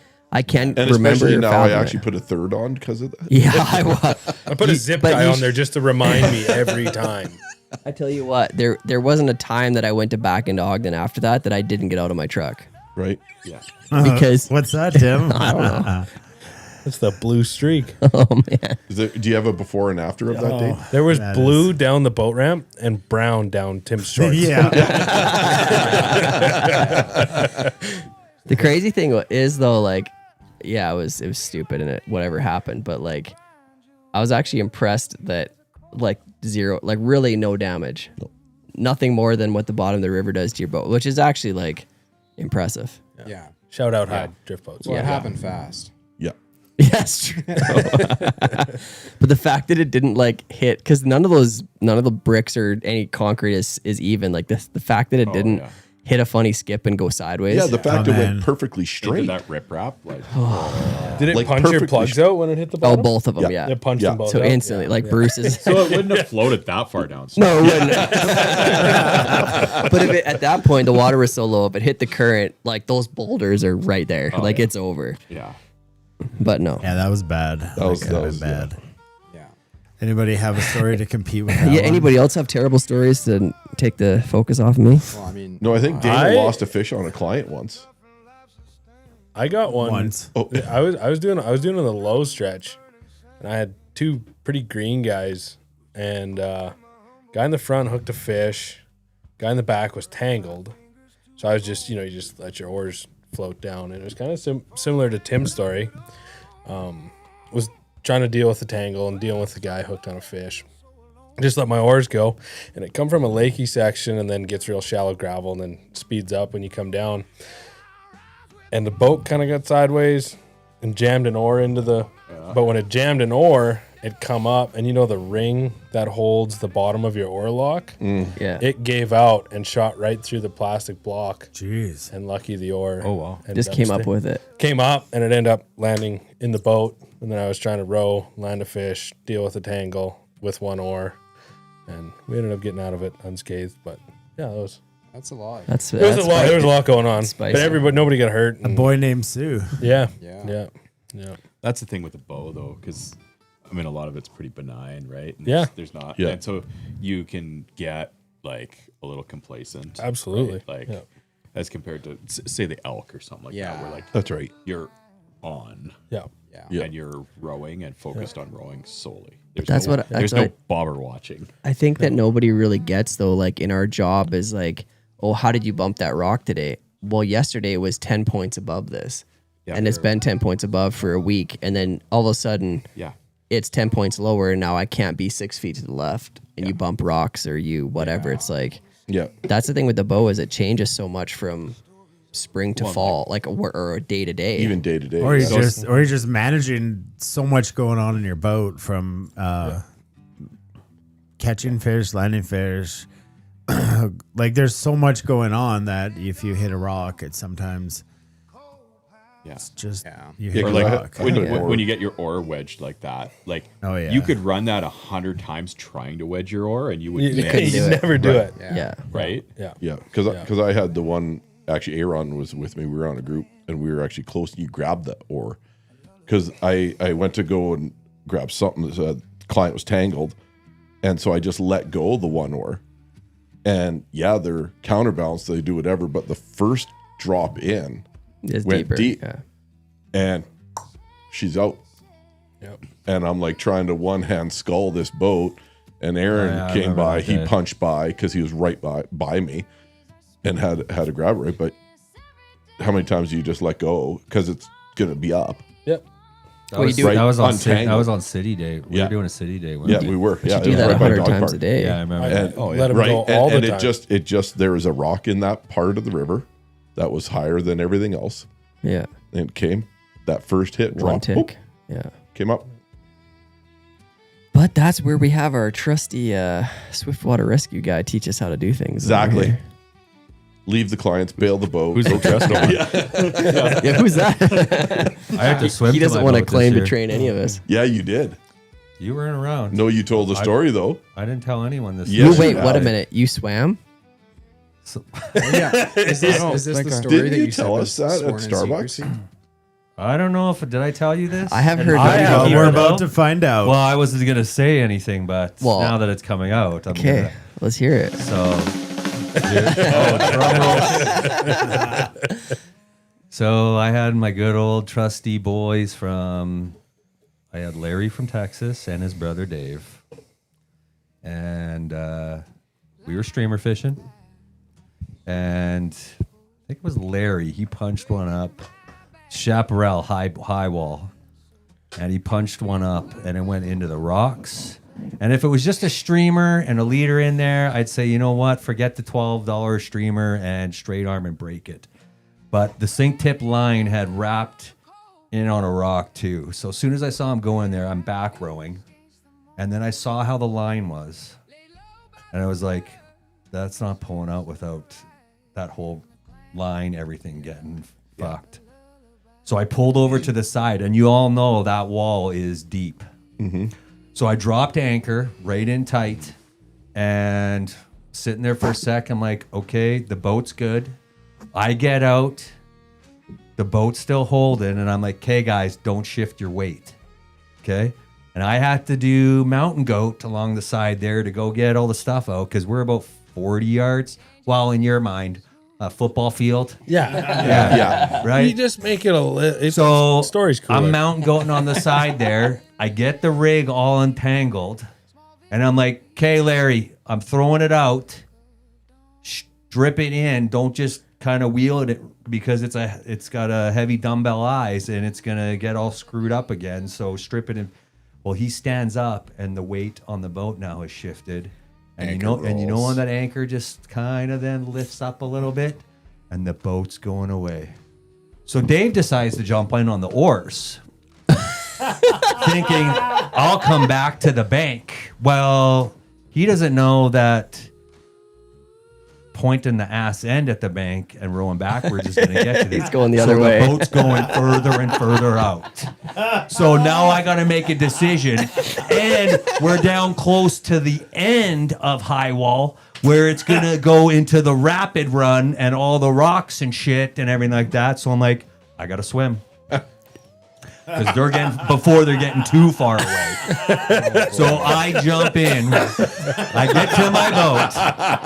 Larry helps me get into my boat. It's about 4:30 in the afternoon. And all Larry says to me is, you got another change of clothes because you might get hypothermia. And I'm like, I don't fucking care right now. I just saved your rig. And I got to get on the oars because we're about to smash rocks here. and get down through this.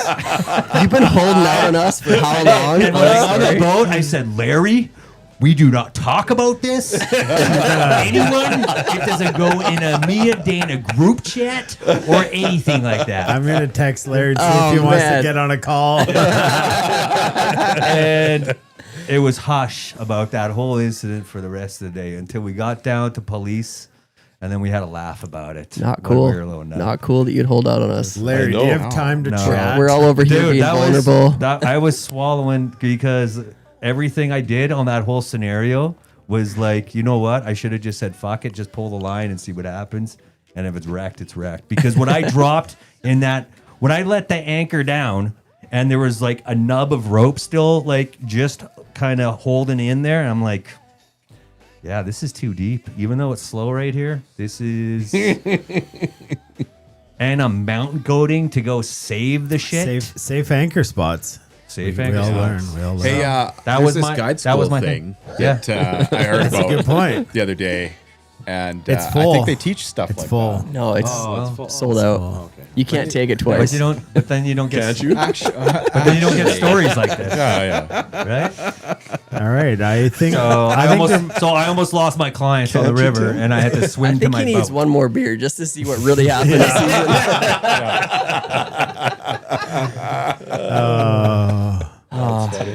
I want to hear more stories like Tell that. your swim story. I'm trying to think. Come on! It was a wicked March brown hatch Can we that day. talk about that? I think Yeah, we could talk about it. Okay. We're being open. This is a This is a safe circle. space. Safe place.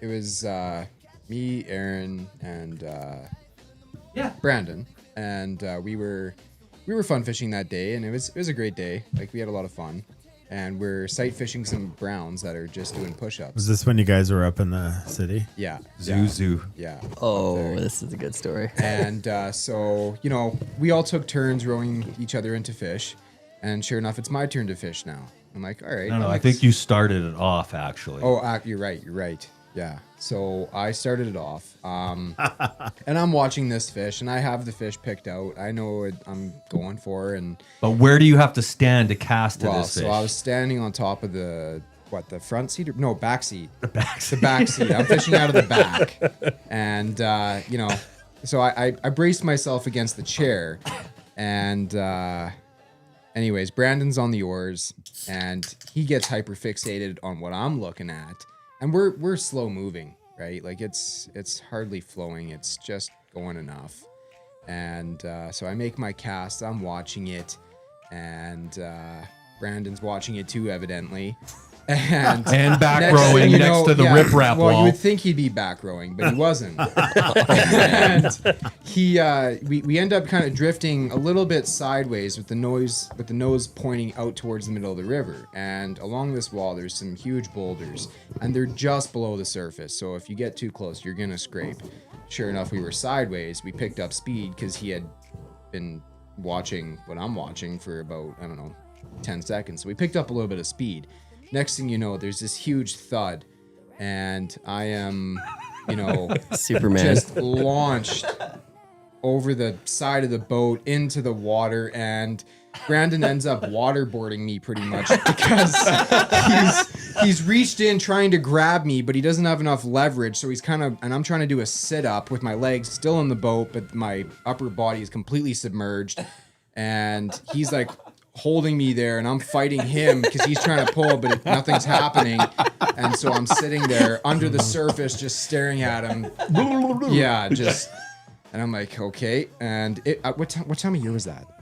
Dude, It was spring. cold. It was the spring. cold time. It was Early. cold. Like waiters. It but was you weren't. like April, late April. It was very cold. And so But what a March brown hatch that day yeah, was. I mean, it was a great day, but like I was pretty cold, not gonna lie. So I went pretty much naked under my waders, and had a sweater that I put on, and we made her through. That was your It was good. swim day. Yeah. You should, I love hearing you all should these tell that stories. story of the time you drowned my kid. Oh yeah. Yeah, that was a good, Yeah. That was a good time too, eh, Troy? that was a good time too. Yeah, we were pulled over. I don't know. I think we were just hanging out or something, right? And Ren wanted to. We were just gonna swap Ren into our boat. Yeah, she want to go to your boat. So she was gonna come to our boat, and I was like, Oh, no that was problem. CIL. I'll hop out and I'll grab her. and what looked like a gravel bar that we were on. We were for most of the step. Yeah. Until the last one where I actually grabbed Ren, lifted her, and then I went to take another step, and there was no more gravel bar. Yeah, it's gone. And so I just kind of swung under the boat, and she went down too, and I'm under the water, fully submerged, holding her out of the water. Yeah. And I think somebody grabbed her. I don't know. But she Yeah, was you were in wet. the boat. She was scared, and I felt so bad because like it was a super easy thing to do, but evidently not. She was fine. Yeah, she was good. She Character was a good, building. She was a good sport about it. Yeah, she was. Yeah. Yeah. Lucky that way, and we all had extra Scared her at clothes. first. Yeah. of Anybody, course. anybody dump a client this year?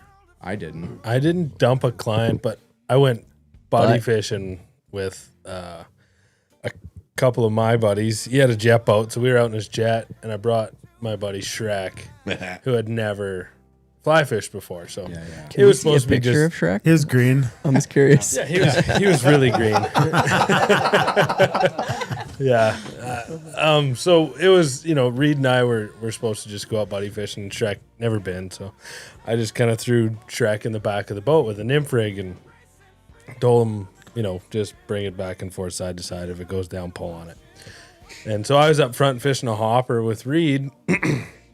We come around and we're fishing the outside of a bend, and I had a big rainbow come out, eat the hopper. And when I kind of set and stepped back and shook the boat, and Shrek was on the top deck of the jet boat, and he ended up falling in. But when he fell in, he grabbed the leg lock off of Reed's boat, fell in, still had the rod, and then when he fell in, it shook the boat, popped off my rainbow, and then we ended up losing the leg lock off of another guy's boat. The leg lock completely. Lost it. Yeah, It came out? It came out. I mean, it was a jet boat, so it was just kind of standing up, and it was a fiberglass piece on two pieces. And yeah, when he stepped out, went to go fall in, he grabbed it trying to hold on to something and pulled it completely off. And then I seen it, and I was watching it in the river, and we pulled the jet boat up to somewhere safe, and then it ended up floating downstream. We never did find it again, but I felt really bad because I just brought my buddy that had never fished before and ended up following him in the water. And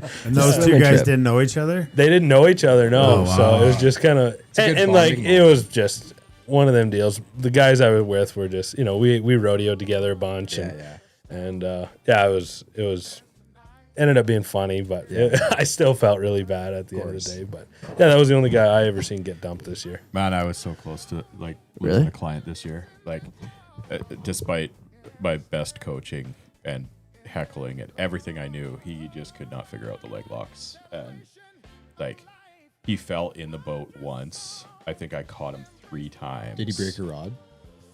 No, he didn't. The one day this year you didn't get a rod broke. Yeah. But oh man, it was like I was ready to pull out the duct tape. Like, you're sitting down and I'm taping you. We know a guy who does swiftwater rescue stuff that teaches at our guy school. Is that you? I don't think I didn't lose. Same guy that talks about anchoring in spots. Yeah. Yeah. Rip wrap walls. I used my anchor rope actually once this year to tie a client in. Oh, that was Hot sauce that was John. Yeah. I took my anchor That rope and was tied him funny. to the leg log with it. I was like, and then if I drop the anchor, it just gets tighter, so gets tighter, he's more secure. More secure. I like it. Hayes, I think that same mouse ate Dana's chair. Oh, you've been over there picking it. Dude, them mice are just They're no everywhere, good. man. They're Dude, you've been everywhere. You know what we ADD in need to that do whole is thing, this whole catch thing. them, put them on a hook, and fish them on the Hey, boat. Do a that's- little night float. Yeah. I think that's Yeah. that's Do going to they be float coming if they're here. dead? Whoa! Sure. Put some Viagra on them. Full live mouse Yeah. by Flyagrid. They're Put them fine. under an indicator. That shit'll float. I mean, the Hey, drowned Drowned mouse. mouse. Drowned This mouse year- might work. This year, I pulled out some sort of poaching rig. It had a mouse on top, a jimmy legs, a worm, a hothead bead, and something else on the bottom. There was like 5 hooks overall. That's an on it. Didn't we find that on your swim God day? damn. Yeah, it was. I'd be sad. It was a different day. I had clients that day, and I was like, "Look at this!" And I think I took a picture and put it in the group there. It was like not a real mouse, like a fly. No, yeah, it was a fly. But it was on an indicator rig? The fly was the indicator. Mm. And he had four For sure. other hooks below it, and I'm like, that's insane. Did it fish crazy. well? He just ties it back on. Yeah. And Oh, we're- man. It Give it a was try. all Pulled out some- nasty. I seen a question on here, and I didn't see anything this year, but did you guys catch any fish with flies in the mouth that had been broken off? Tim has a good story about this. Yeah. Yes, he does. Couple. Yeah. Yeah, Reese's Pieces. For Tim? me.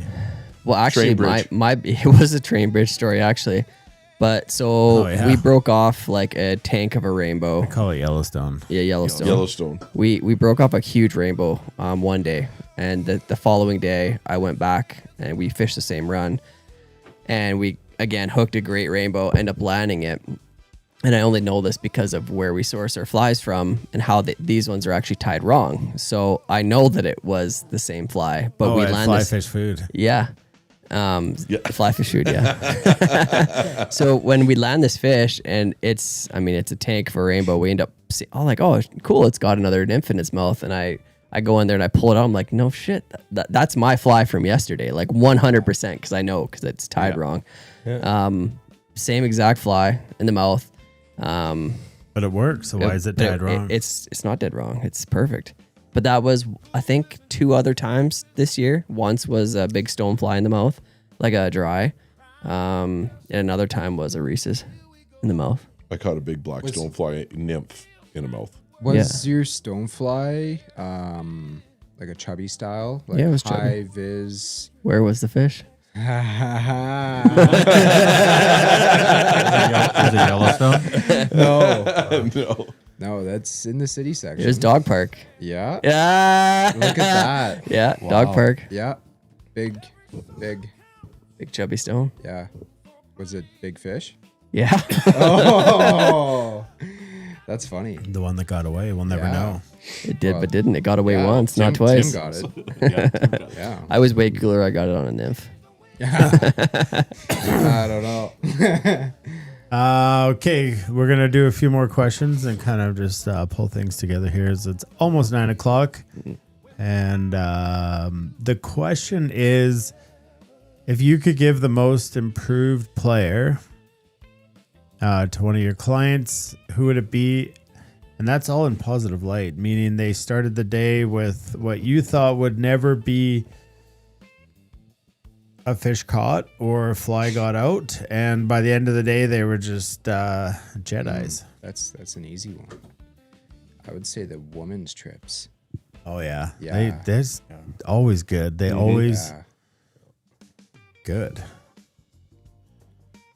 That trip I did for Gary there that had a little issue. Oh, yeah, with the yeah. other boat there. The buddy he brought first time fly fishing and right by Llama Farm there. He first fish, beautiful rainbow, but he picked it up quick and it was a good day for him. Yeah. Yeah. It's fun. And It's- he got it. Yeah. Like Yeah. he got it. So it was good. The stag up. I had one of the girls. She never done it. The what? The stag up party we did in the evening. Don't remember. Oh yeah. Yeah, we did. We did From, a short like- run. I remember. Jordan, we forgot about that day.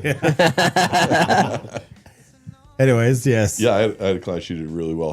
They hadn't done it before, and she ended up hooking like 4 great brown trout. Nice. Yeah, There was a lot of giggling that night. there was a lot of giggling. Yeah, That that was actually- an interesting night. Funny thing was, that was the like girls a giggle super too, fun or- trip. No, just us. Yeah, just Yeah, us. just us, yeah. There's a great example of like absolutely failed me. When you have a single angler and you're trying to get down the river in 14 minutes before it's dark, and you're trying to teach them do this, that, and you're like all by yourself with one person, and it's like, so we're gonna catch fish. Jordan, Nope. how's it going? We're on the struggle bus over here. Oh yeah, I remember that. Yeah. That was, Oh, a fun, that's- that was a fun trip, though. Yeah. Yeah. That Was. was. Like Say those seeing the girls' river that trips time are- of They day. nicknamed my boat Hot Mess Boat. Yeah. That was Yeah, it was. because of the The rower. girls' trips are good. Yeah. I think for me, I had these clients this year that I had them for the first time last year. Adam and Kyle. They're both doctors. One's from Red Deer, one's from here in Calgary. And Adam works with my wife in the hospital. And just like super genuine people. Last year, Adam got like a great brown, and it was his first time ever fishing. And Kyle had some experience, but this year they just like brought their. You were out there that day, yeah. And we had like of the year, it was my best fishing day, but also just like the funnest people, and they like really just.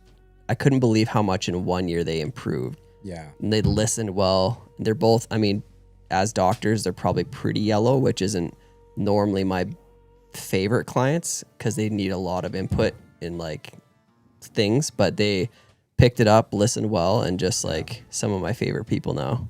And they each were rewarded like over and over and over. Like it was one of those dry weeks where you're like, here we go. Where's the fish? Yeah. And then all of a sudden you have a day that's like every fish in the river ate. And then the next day was like, Back to fasting. Yeah.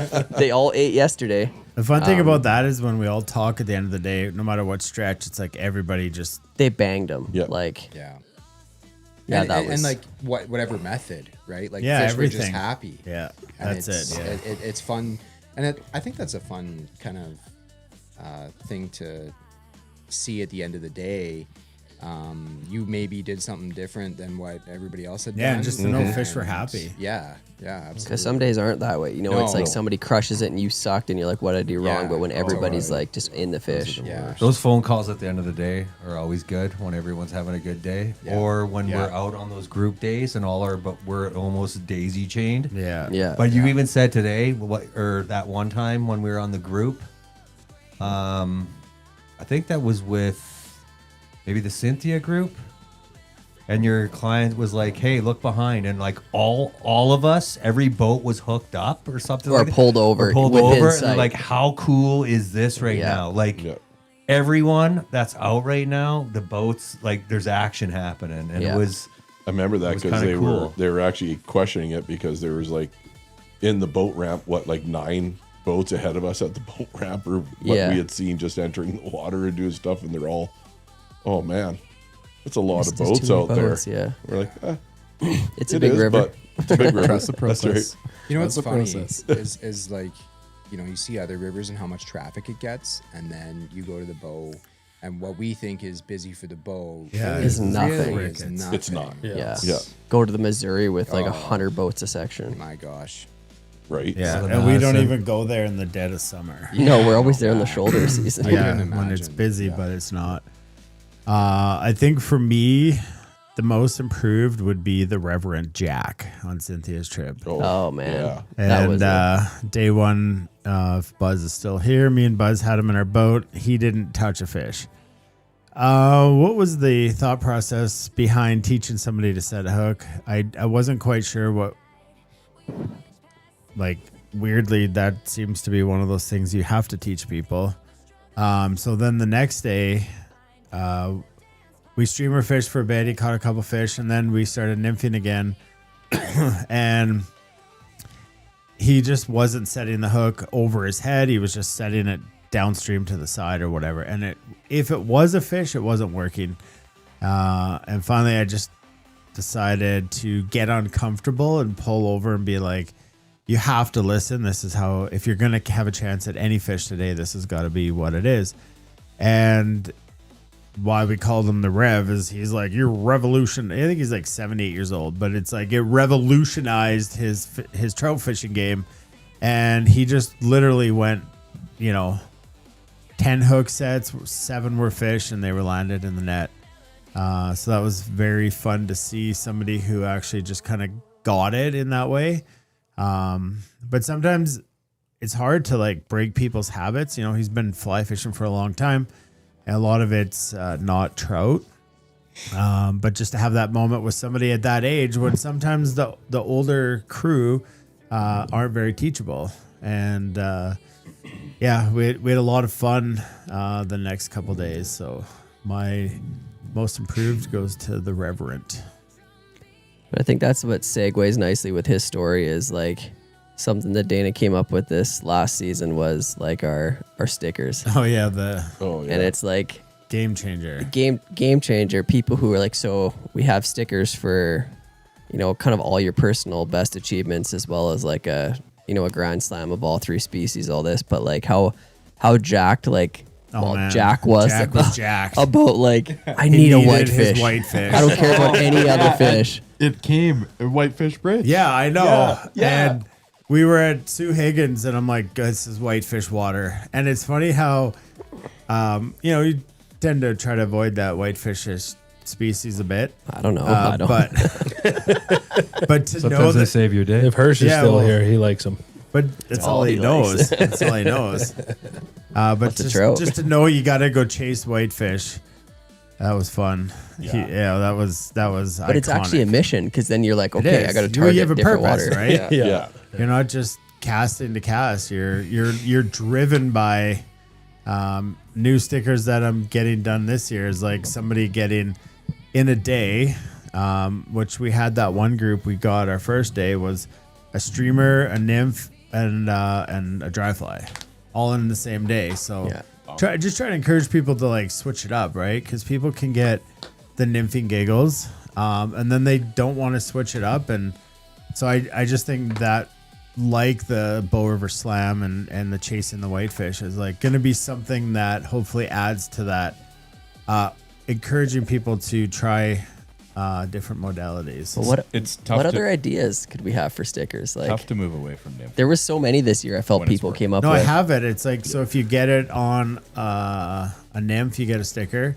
If you get one on a hopper, you get a sticker, dry fly, and a streamer. And then if you do all of those, you get like the slam. Plaque to put the stickers plaque. on. Yeah. get the That's Jedi. always fun. I had Dwayne. Remember? Yeah. Old guy Dwayne. Yeah, good That you know what? I would even give him my most improved of the year. I had 4 solo days with Dwayne, and he was awesome, man.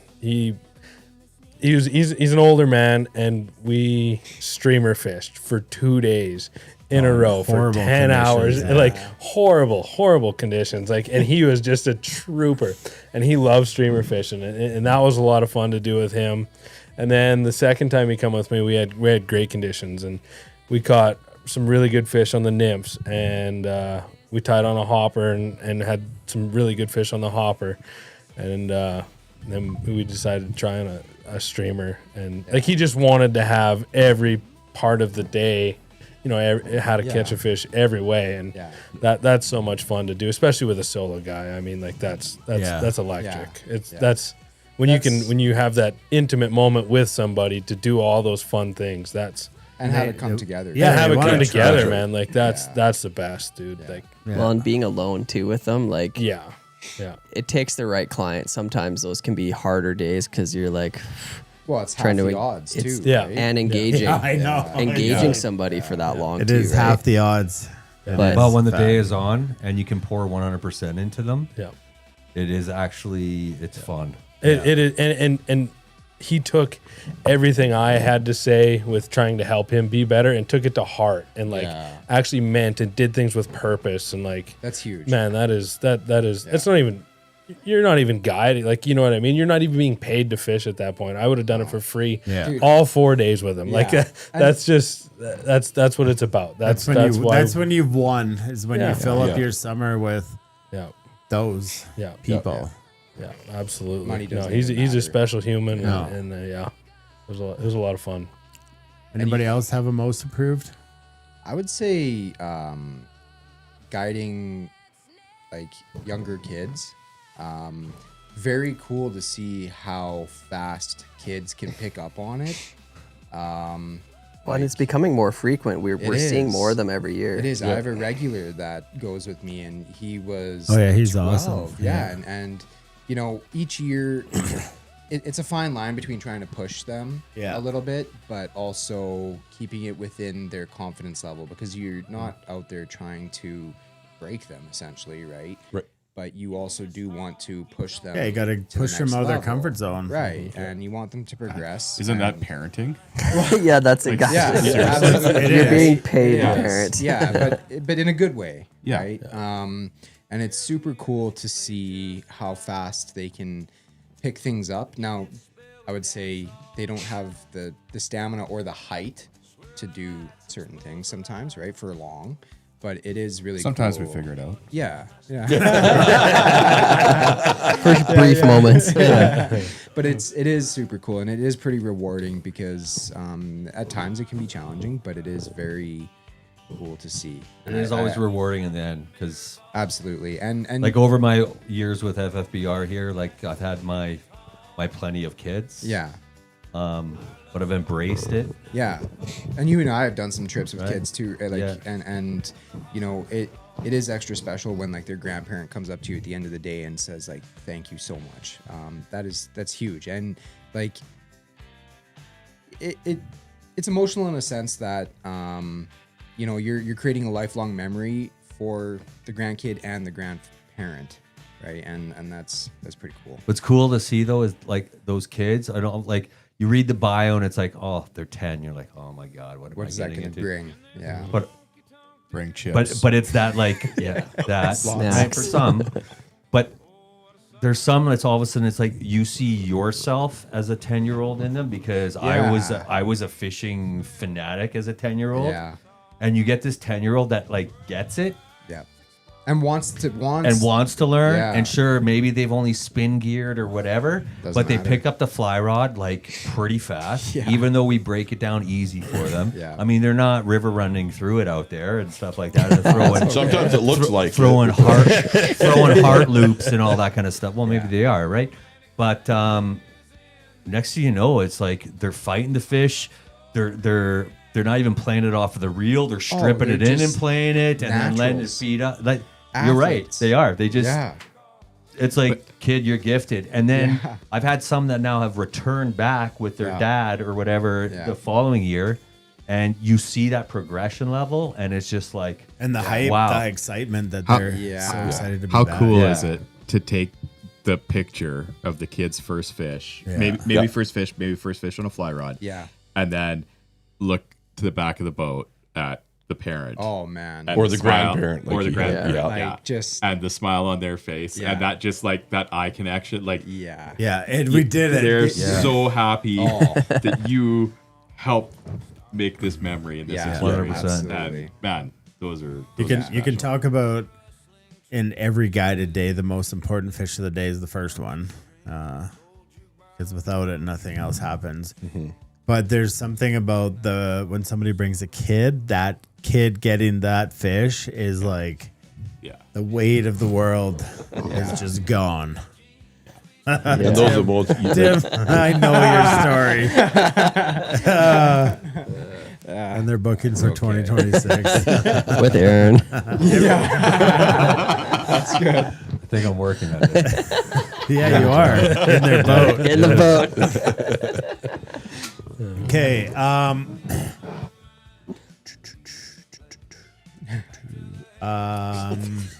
I like. Oh, I gotta share one of my favorite. Get out of I gotta here. share one of my favorite days this year, Okay. and it was in May with Dana and my dad. Oh, jeez. And it was probably the most epic caddis hatch I've seen in my entire life.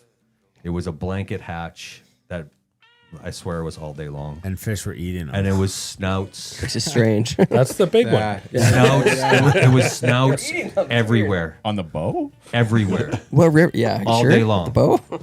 Didn't matter where you little boat? stopped or whatever. If you stopped, waited, and just watched for a little bit, it was like, boop, boop, everywhere. boop.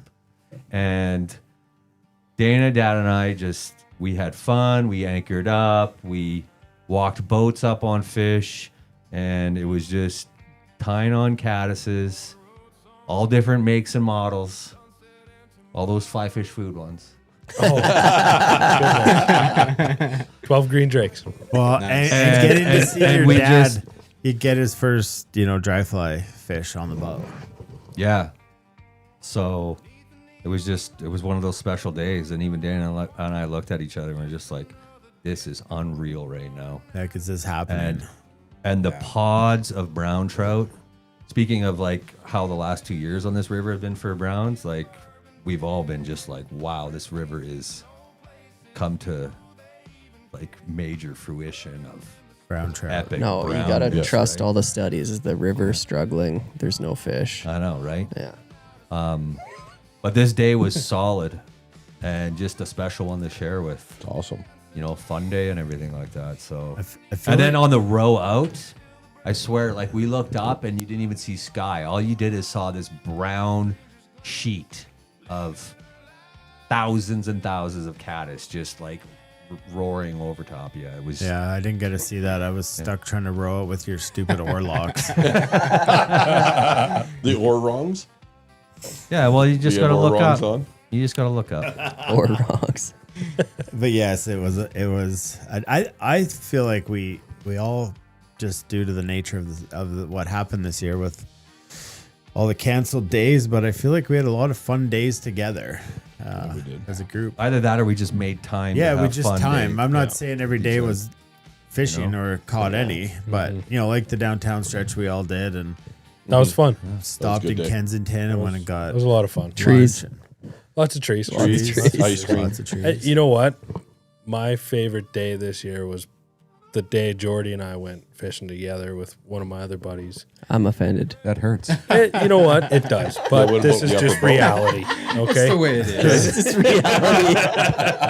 No, you know what? Like we Be better. It was later in the year, and we knew it was going to be what it was. it was going to be what it was, and we didn't. PBRs and But we didn't have Yeah, but that's beautiful. expectations. Oh, we no. didn't have expectations for anything on Those the are the river. best Enjoying days. it. And we brought the grill and we Yeah. made hot dogs on the My bank first and river dog. yeah, and it was Nice. just we had a couple and Yeah. had a river dog and we seen some fish and Yeah. that was the best. Just no expectations. We didn't care what happened when we went out there. We just wanted to spend time with each other on the river, and that And was your first date together on the river. first Yeah, date that's together on the true. river. Is it too. really? Yeah, it was River dates are important. Yeah. that's it. It's like we got to do this. That was the first summer time with they did something together since they each all had of. brand. Well, remember Bro Week? Oh, Bro Week was great. Yeah, Hayes when started that off on the upper bow, and Oh, the bro week. yeah, it was just like cancel, Oh, you fish it, guys went it. Up to No fish. When we no went the upper fish. bow hazy, Yeah. Oh yeah.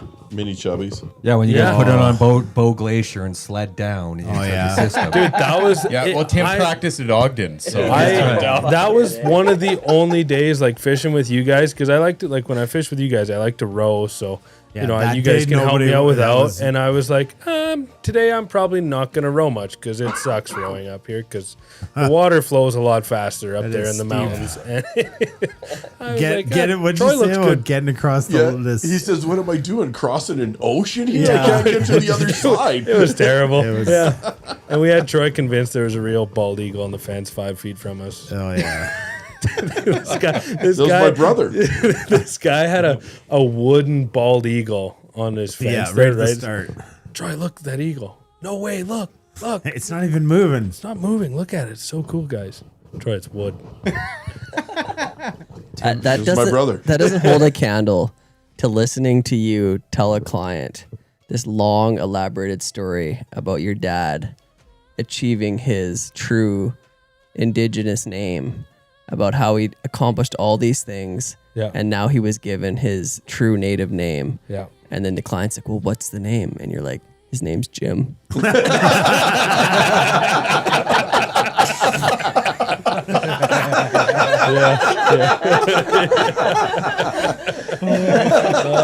Oh, gosh.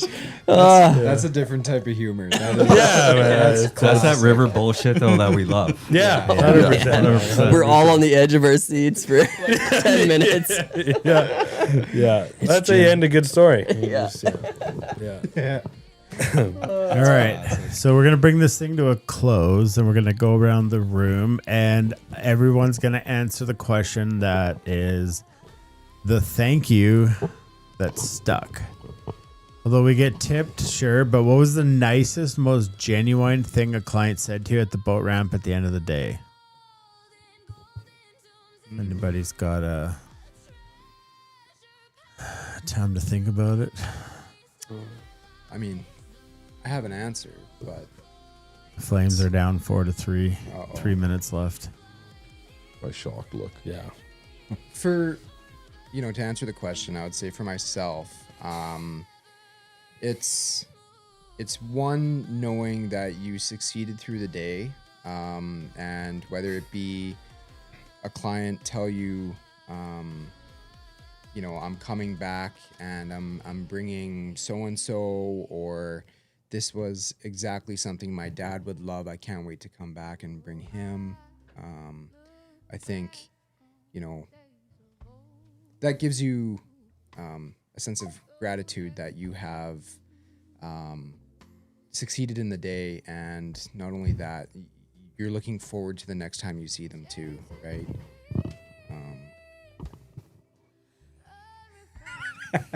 Tim's laughing at me. No, I'm not laughing at you. No, I'm laughing at the comments. Oh, what are they?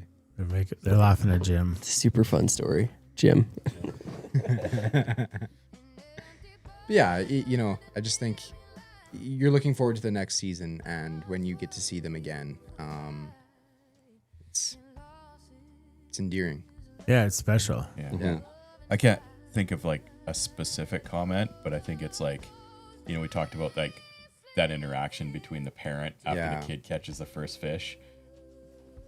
That at the end of the day, right? Like after it's happened, you know, a couple and the times thank or whatever, you and it's how like, appreciative they are. like it's just like a genuine like we'll remember this. Comes This- from the heart. This was a special memory. Yeah. Like thank you. Yeah. Right? Yeah. I think one of my favorites was Tommy and Molly's parents came this year, and we had our day. I had the son-in-law and daughter last year, and they loved it so much they sent their parents up this year. They paid for them to come. Yeah, and I just remember Molly's mom at the end of the day, and she's like, well, this day was amazing, thank you, and whether we see you again in this life or the next one, we're all family. That was pretty cool. Yeah. Glad I went before that. But, you know, like thank yous can come in many different ways, I think, too. Right? Absolutely. Even if it's as simple as just being requested, I think, you know, that's like passing your name along. Yeah, and how they refer you to others. Like for myself this year, I had one of my regulars refer me to his other friend who traveled all the way from New Zealand, right? And like that means the world to me, and to have that come together and actually happen, and for him to say he's coming back every year forever is like sweet. Yeah, just super thankful. Right? Absolutely. You got one, Aaron? Yeah. So Troy and I have been privileged to host a special group of guys that range between low 80s to late 180. 60s. Yeah. We love you, Bob. Love you, Bob. And we've had the privilege of hosting him for the last 4 seasons. Three seasons. And Dana has been privileged to not only deal with them setting it all up and everything like that, but Dana actually got to guide them this year as well. And these guys are old school boys that do fishing trips all over the world, and for some and whether it's together or different, but these four get together at least once a year and go somewhere. And when you get invited back to their Airbnb on their final wrap-up day and get to go break bread and share some wine and share a thank you with them that way, you know, nothing kind of beats that, and everything else that they've, you know, done and brought to the table. And you know, the coolest thing that I heard from Bob this year was they were planning their annual boys trip again, and they're firing off destinations, and the guys are like, oh, I don't know, Bob, why don't you just pick? And Bob's like, I always pick. Like, where do you guys want to go? What do you want to do? And then Bob just said, guys, why don't we go where we know we're taken care of? And then they all said unanimously, BOW River, Calgary, the boys. And, you know, the, the coolest thing that I heard from Bob this year was they were planning their annual boys trip again, and they're firing off destinations, and the guys are like, oh, I don't know, Bob, why don't you just pick? And Bob's like, I always pick. Like, where do you guys want to go? What do you want to do? And then Bob just said, guys, why don't we go where we know we're taken care of? And then they all said unanimously, BOW River, Calgary, the boys. And that just like, Yeah. that just hit the heart Totally. right there. Yep. And you know, these guys come, I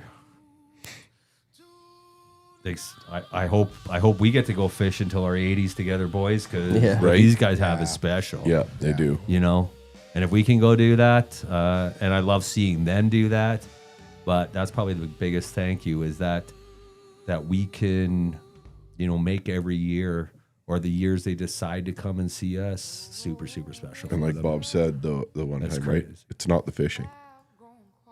It's Quality the, time. the together that we were.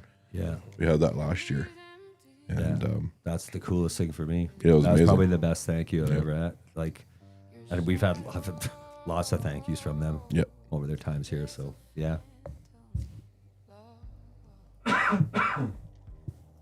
Hey, it's Tim. That's good. That's good. Yeah. Yeah, mine.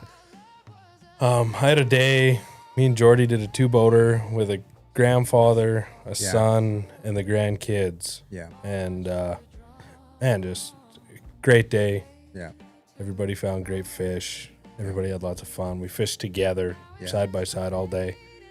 And then, like, end of the day when we got back to the Starbucks there, and we sat in the parking lot and visited for half an hour, and just, you know, how grateful they were, and you know, said they wanted to come back. That was and to share that moment of 3 generations on the river together. Super I mean, cool. That That's was amazing. That was a super special day.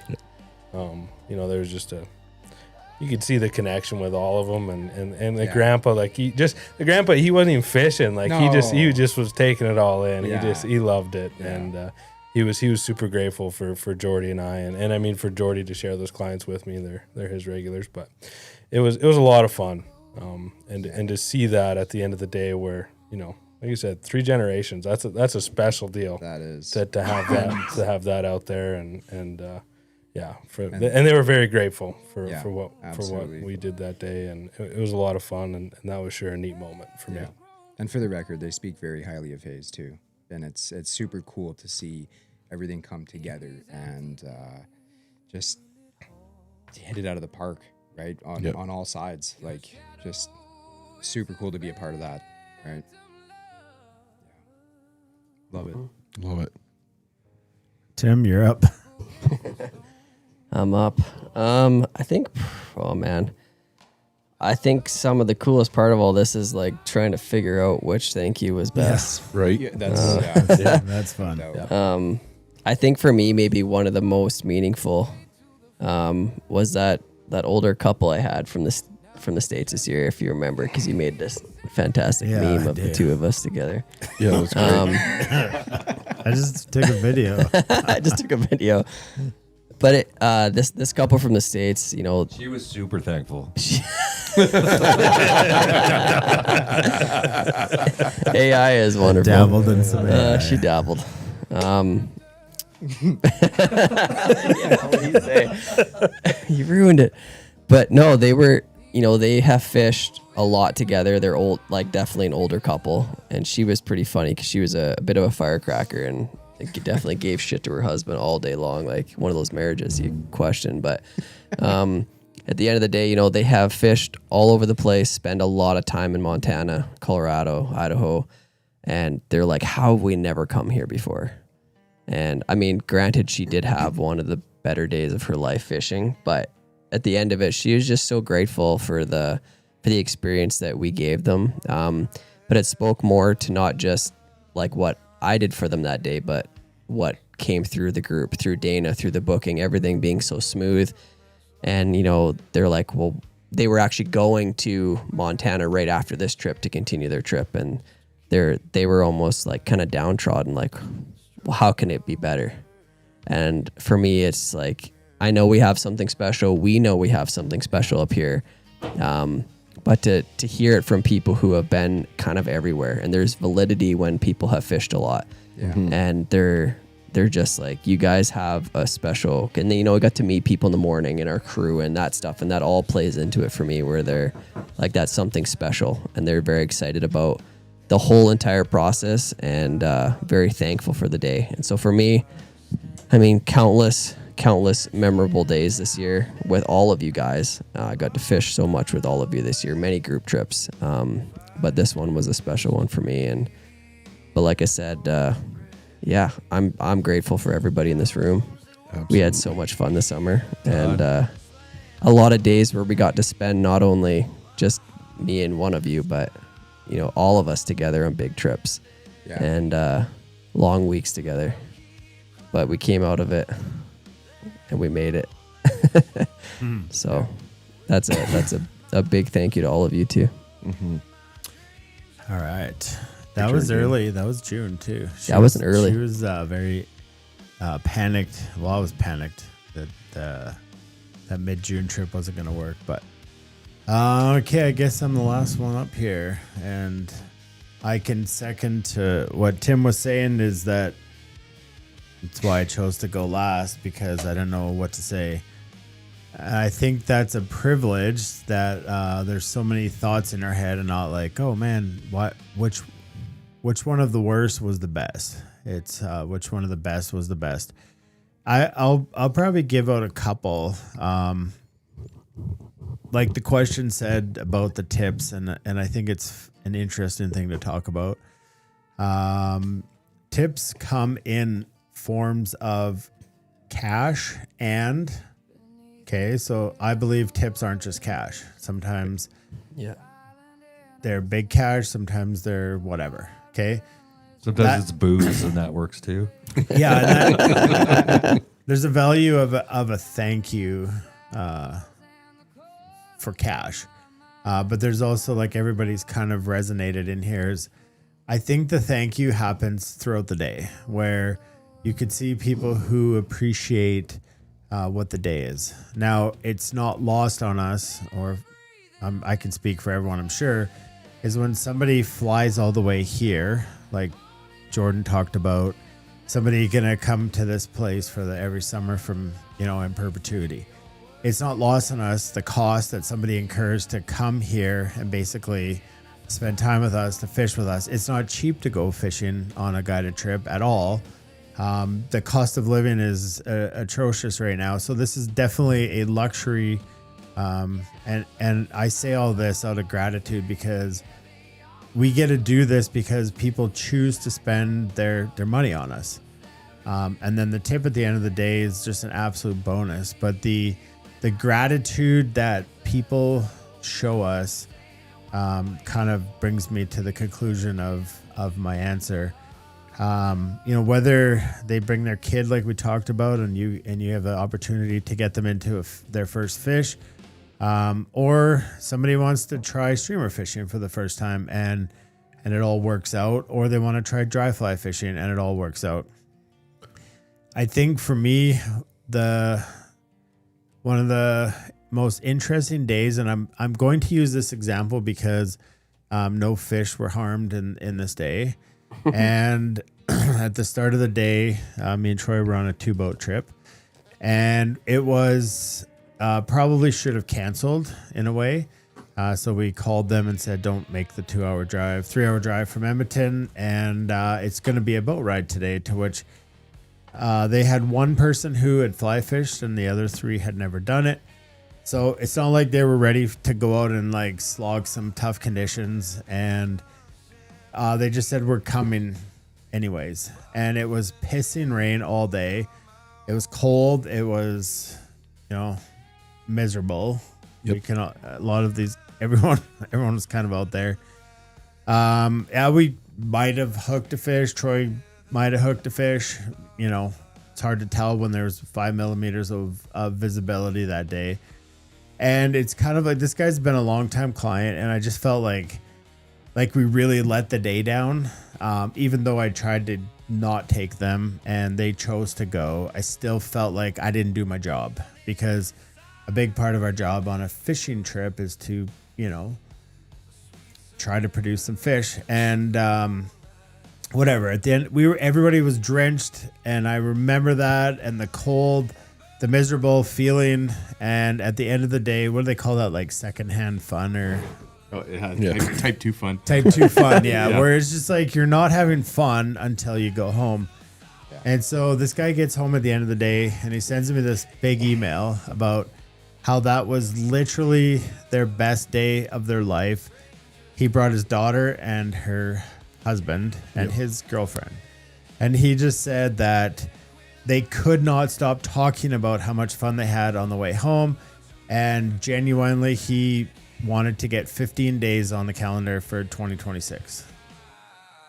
And I sent it to Troy and I was like, man, we talk about, it's not about the fish. And it wasn't. It was just because we chose to go have fun in whatever conditions were there. And I just think that's genuine when somebody just gets it, right? And it's not that his thank you was booking 15 more trips. It was just the thank you was he was so gracious for what we did for his family that day.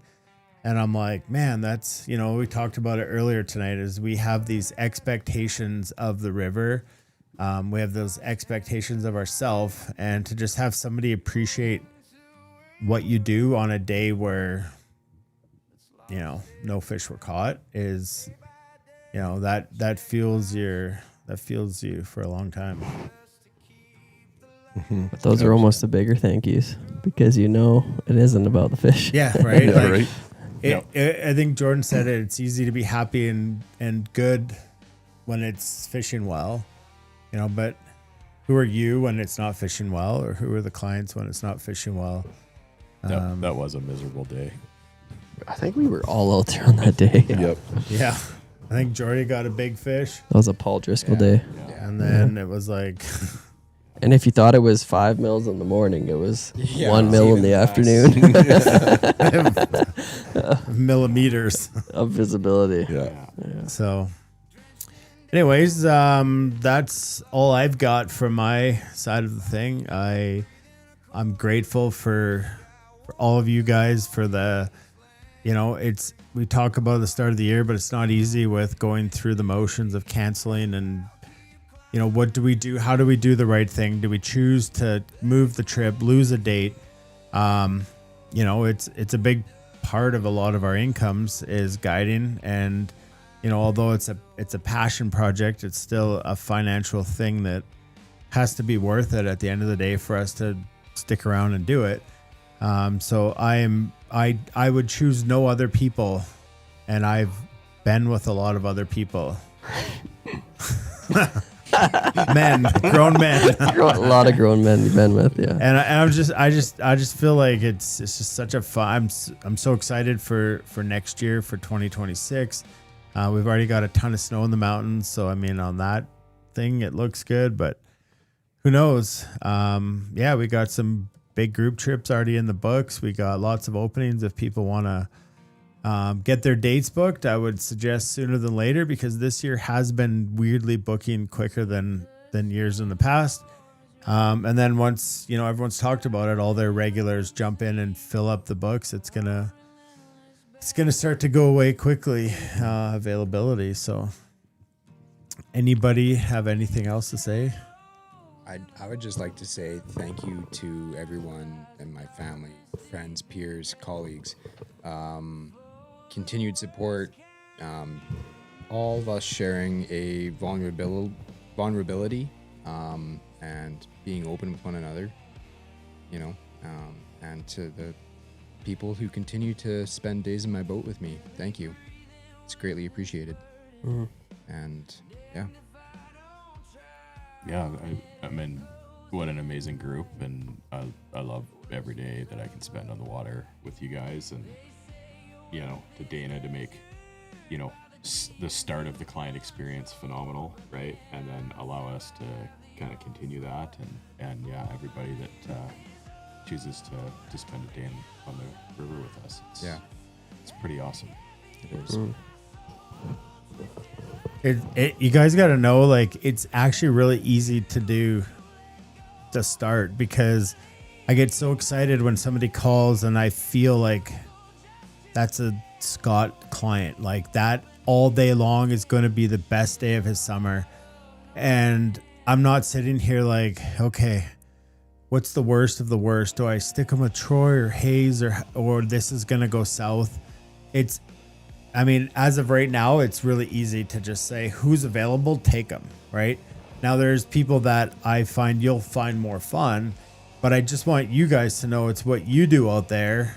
You know, Jordy talked about it earlier when somebody calls because, you know, Grant has said to Dan, come up here and fish with Jordy, and Dan calls me and wants to book 5 or 6 days, or, you know, Tim's got buddies and family and they're like wanting to book trips, and, you know, like think back to like 3 or 4 years ago at that fly fishing lesson we did, and you know, we grab a guy who gravitates to you, and now he's just booked 3 more boats, and it's easy. It's easy when I know that the next step is the most beautiful stage of the process, is, you know, putting them in your guys' boats and my boat, and it's fun. It's easy to do.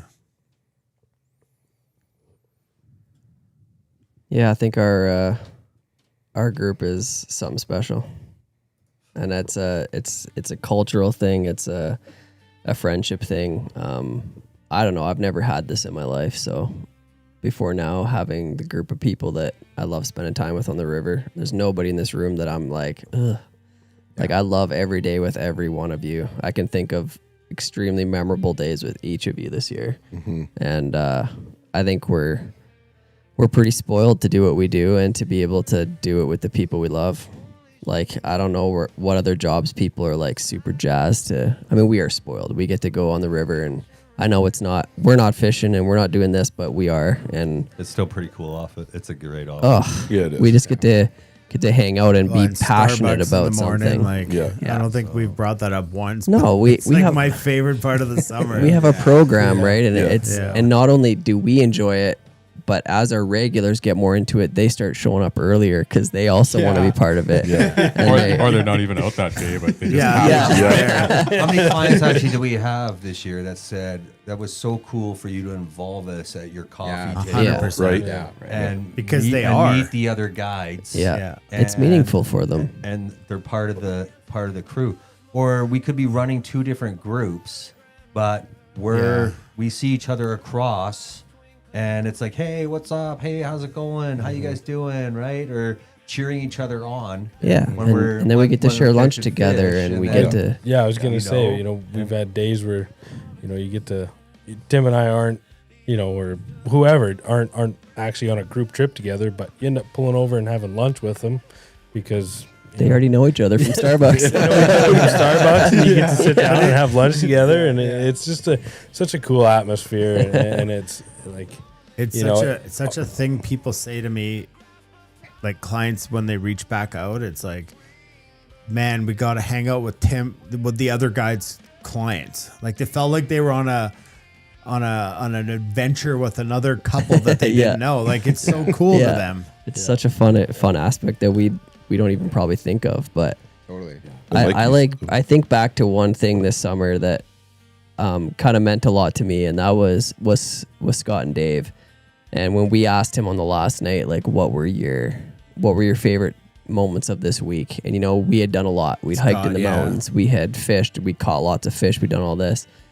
And it had nothing to do with those moments of catching fish or hiking mountains. It was the periods in between. It was the row out at the end of the day. Yeah, that was that was his favorite part of his trip, was that we got to have this serene moment 6-day together. fishing trip, hiking, And climbing.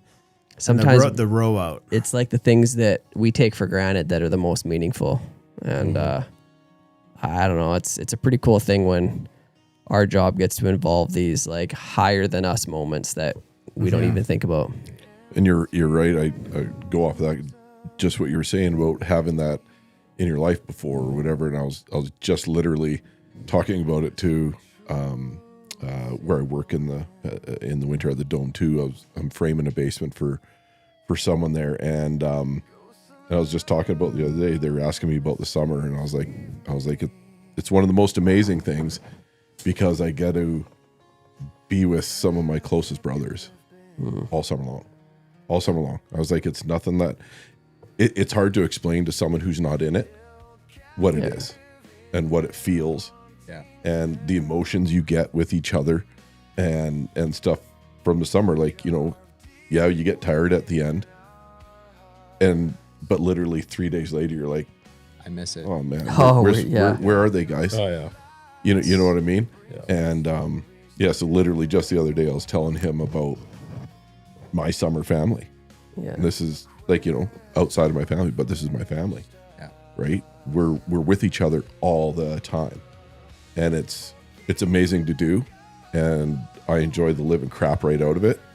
And I'm so pumped to be able to do it with you guys. Yeah. It's amazing. It really is. Me too. Mm-hmm. Yeah, no, it's for me, being the newest guy in the crew, it's been easy. Like there's not a part of this where I haven't walked into it and had a hard time with any of you guys. It's just getting here, a hug in the morning and just sitting down and having a conversation. It's easy, and it's sure a special thing that you don't find this anywhere. It's not something you just it just comes out of nowhere. So yeah, it's special. You guys are all great guys, and it's for accepting me and just accepting everybody for who they are. I think that's a huge thing. Mm-hmm. You never have to walk in here and change your personality for somebody, because that's not everybody just accepts everybody for who they are, and I think that's the most special thing about this is just being able to have fun and truly be yourself. I think that's the coolest thing. Good. Season's like a tornado when you look back, because I don't remember. I'm like trying to think of stories tonight. I was just like, man, I just felt like it's gone. Here and gone. It happens so fast. And eventually, It does. eventually 16 years later, you're like, I mean, Hayes, you're going to look, it just flies. And the advice, what I've told Tim in his first year when he was getting tired, I was like, dude, it's just going to end this year. Like, trust me, it's a brick wall and it's over. We all stop hanging out. We all stop going for coffee. We all stop bitching about the river. We all stop phone calls. Like we will disconnect for like 4 or 5 months, and you will miss the shit out of all of your buddies. So just live it and, like ride it out. Embrace the suck for what it, cliche as that is, but it's, and I think you can only do that when you're truly, as Jordan said, vulnerable in this situation. Mm-hmm. Also having families, wives at home who take care of stuff for us, who allow us to go do this, because this takes us away from our family. Like me and Troy and Tim, and we're living in Calgary all year, and a guy like Scotty's got a day off probably to hang out with his kids, and then I ask him to guide and he goes, and if Jordy's not guiding 82 days straight, he's welding the other 82. His kid graduates high school next year, and I haven't told him yet. It goes by fast. Yeah, so it's just like, it's fun. It's fun. We're very blessed to do this, and I'm glad we did this to kind of just debrief and I love it without audio for an hour. But you know what? This should continue. I agree. Yeah, absolutely. 100%. Bring this all to Calgary. We can have somebody wrote in here like this. These are stories hours. that need to be on a podcast. Yeah, Jeremy. Actually. No, yeah. After Hours Starbucks podcast. Yeah. Sponsored by. All the work that went into getting every damn microphone set up. And we use the one on the camera. It's a beautiful thing. The real question is, how many stars at Starbucks do you have at the end of the season? That is it. We don't answer those questions. How much have we spent on coffees? How much do you think? I know, because my accountant tells me at least once a year. But you keep track, like you don't just write them off as gift cards. No, I don't. She tells me exactly. Do you know that Struthers gets us gift cards every time? Yeah, because Struthers is the best. Pretty sure we're silent shareholders. Struthers, you're gonna have to do a trip with me. next.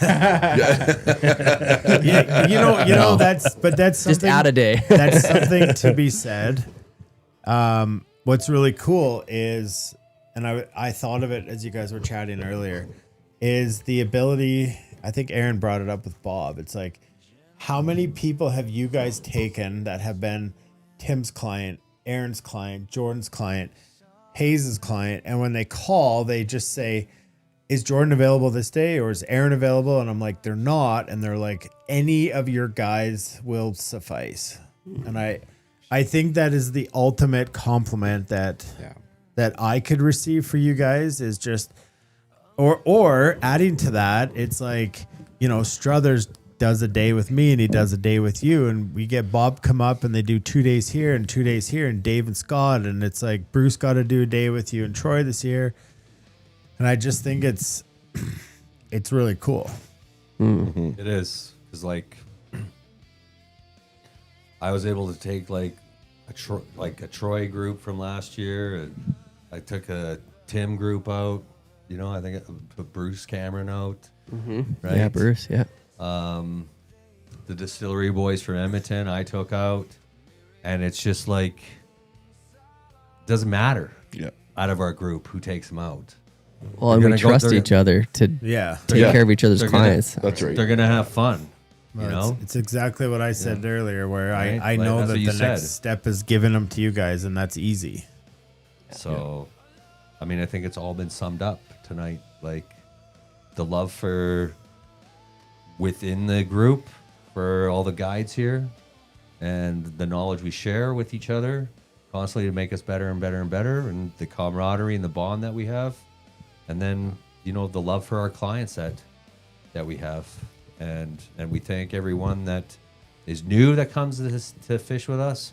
And we thank every single one that has repeated to come back and fish with us, 100%. Looks like Struthers is booking Hayes. Shit. I think it says only Hayes all year. Hey, take them.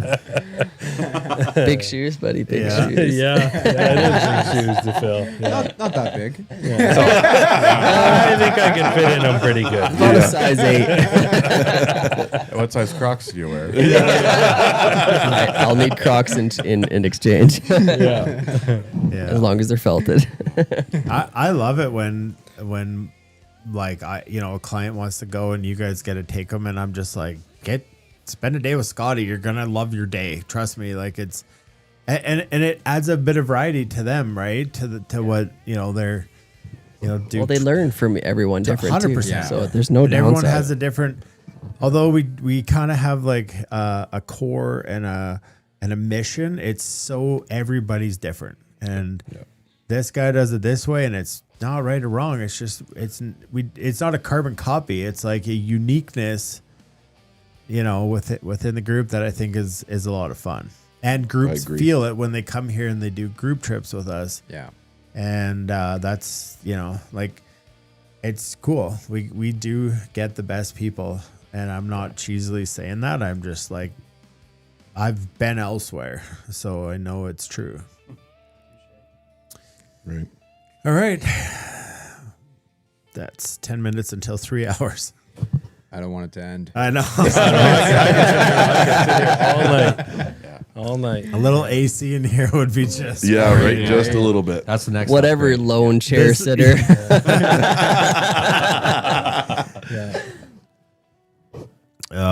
Well, the truth is, this is the largest production we've done in the studio. It's impressive. We pulled this together well. A lot of cameras and a lot of mics. Yeah. Tim's like, you can have enough mics. I'm like, dude, I have a mic fetish. So Did you know we bought 22 mics to try last year? Wow. TNL never made money, but man, we got microphones. We got mics for days. And the decor for this season on TNL looks great, and it's just Looks epic. Oh yeah. It's just retro dynamite. Did you guys all see Aaron, the bartender? Yep, Oh, I did. That's good. That's little Ronnie. That's little Ronnie. That's my prior life right So- there. is that- Margs. Margs on ice. That couch you're sitting Extra on. salt. Oh, I know. My if I couch could and my get flower that shirt. couch in here, like, Oh, Oh, that would be And then we could epic. coat it in plastic. Oh, Kill people. Tim, do your parents still have a couch like that? they don't actually, surprisingly enough. The upgraded leather. I have to make one of each of you guys like that. So good. Yeah. Just like put like the team like in a locker room. Yeah. Make sure mine's wearing flip flops. All jock straps. Definitely. Just only jock straps. Only Only jock jock straps. yeah. It'll be better than your Cabbage Patch Kid, Jordan. I'm Oh, sorry. man. Nothing will be better. Flip flops and banana hammock. You had to have a whole year of that. Yeah. Troy was the best. Well, Oh, man. Alex Comet was the best. That was the best. Carnivore. That was great. I love that. Oh, Man. Yeah. well, unless you got anything else to promote, but in 1 week, TNL starts. Yes, it December does. 18th. Yeah, it's coming. Come fishing. Ice fishing? I'm down for ice fishing. No, Hard water. 100% this year. Yeah. We should all go out together. Just Yeah. We I was should. game last year, and Yeah. I was waiting for that phone to. Oh, Well, don't even give me We, that. we should also do a climb. yeah, Yeah. I'll climb together. We Well, should I'm definitely. not built for climbing. Reel it in here. Bring a a little horse. bit Yeah, there, bring a Somebody horse, said they're Bring a not horse. built for climbing. Yeah. Yeah. dude. We'll That's take me. you on No, an what? easy one. Okay, wait. I'm built for chips and salsa. Man. I know we. I know we're. Hey, we took the Sultan of like Kuwait up a mountain who wasn't deserved to Oh, be yeah. up there last year. So 2 words: walking eagle. Yeah, sure, you can do it. It's Okay. not hard, can man. just fly to the Get top, in man. shape. I can't Just walking. in shape. And, you know, I've always said that there's no way to get in shape for climbing mountains. Oh, other trust than me. Just climbing mountains. Yeah. That is Yeah, the it's kinda only like way okay. to do it. You just gotta want to be there more than the next guy. Yeah. You just embrace the suck. Yeah, I hate it. It's not Trust me. fun. there's I lots of hate times it. you It's don't not wanna be fun. If there's not a sheep or something on the other end, I'm but there's this probably beautiful not view. going. Yeah. Oh, great. Take a it's picture just- and send it to me. I'll FaceTime you. Yeah, it's not the same. Okay, one more funny story to. Can't believe we didn't even have music to start the show. That's okay. Maybe we did. Round Maybe is we the did. Ah, Is Hayes. this the song that you used to put your boat in at Glenmore? Yeah, pretty much, man. Yeah, Yeah. Oh, nice. I Risky. Like it. I like it. Rapio! Quick story. Verga. Guides tuck in. That might have been one of my most favorite That was a moments. good one. That was a good. That was. I a would have good liked it day. more if it didn't work. Dude, But it did. I needed Gosh, something did it to work. work because I was ready to eat the anchor and go for a swim. The moose knuckle pants pull up Oh top. man, That's a power move. if your shorts aren't touching your nipples, you're not doing it right. Hayes, what did you say about the way your body was built? Different. Ill built. I am ill built. Oh, ill built. Yeah. Built, but you were Built. built for something and not something, you said that day on the river. You had your shorts tucked in and Built for speed. No. Or built for comfort. I don't know. no, I can't remember it. ill It was built. good though, Yeah. but he was ill built. It was like no, No bum, ass. no. Yeah. No ass. I have to wear a belt. You and me both. No ass. Yeah. All right. Well, if you've had nothing better to do tonight, you hung out with us, and apparently we're gonna keep this going. I just am sweating like. Oh. Oh, it's warm in here. Yeah. Yes, it is. Yeah. 7 dudes, 1 studio. All right. Well, On that note, yeah, we're not gonna call it that. I don't think that's Got a appropriate. nice ring to it, don't you think? No. Let's turn the cameras on. I can mute these guys. I can mute everybody but me and take you guys out of the show just like this, and I'll tell you this. Lots of ways to hang out with us. TNL, Guide School, email, text message, Instagram, whatever you want to do. This isn't goodbye. This is just see you soon. So hope you guys find a way to stay connected with us. And if you are in for it, we'd love to take you out on the river next summer. So get a hold of me, Tim, Troy, Scott, Hayes, Aaron, Jordan, Keenan, and let us know. We'll get you booked in. Until next time. Mother's prayer, a migrant song.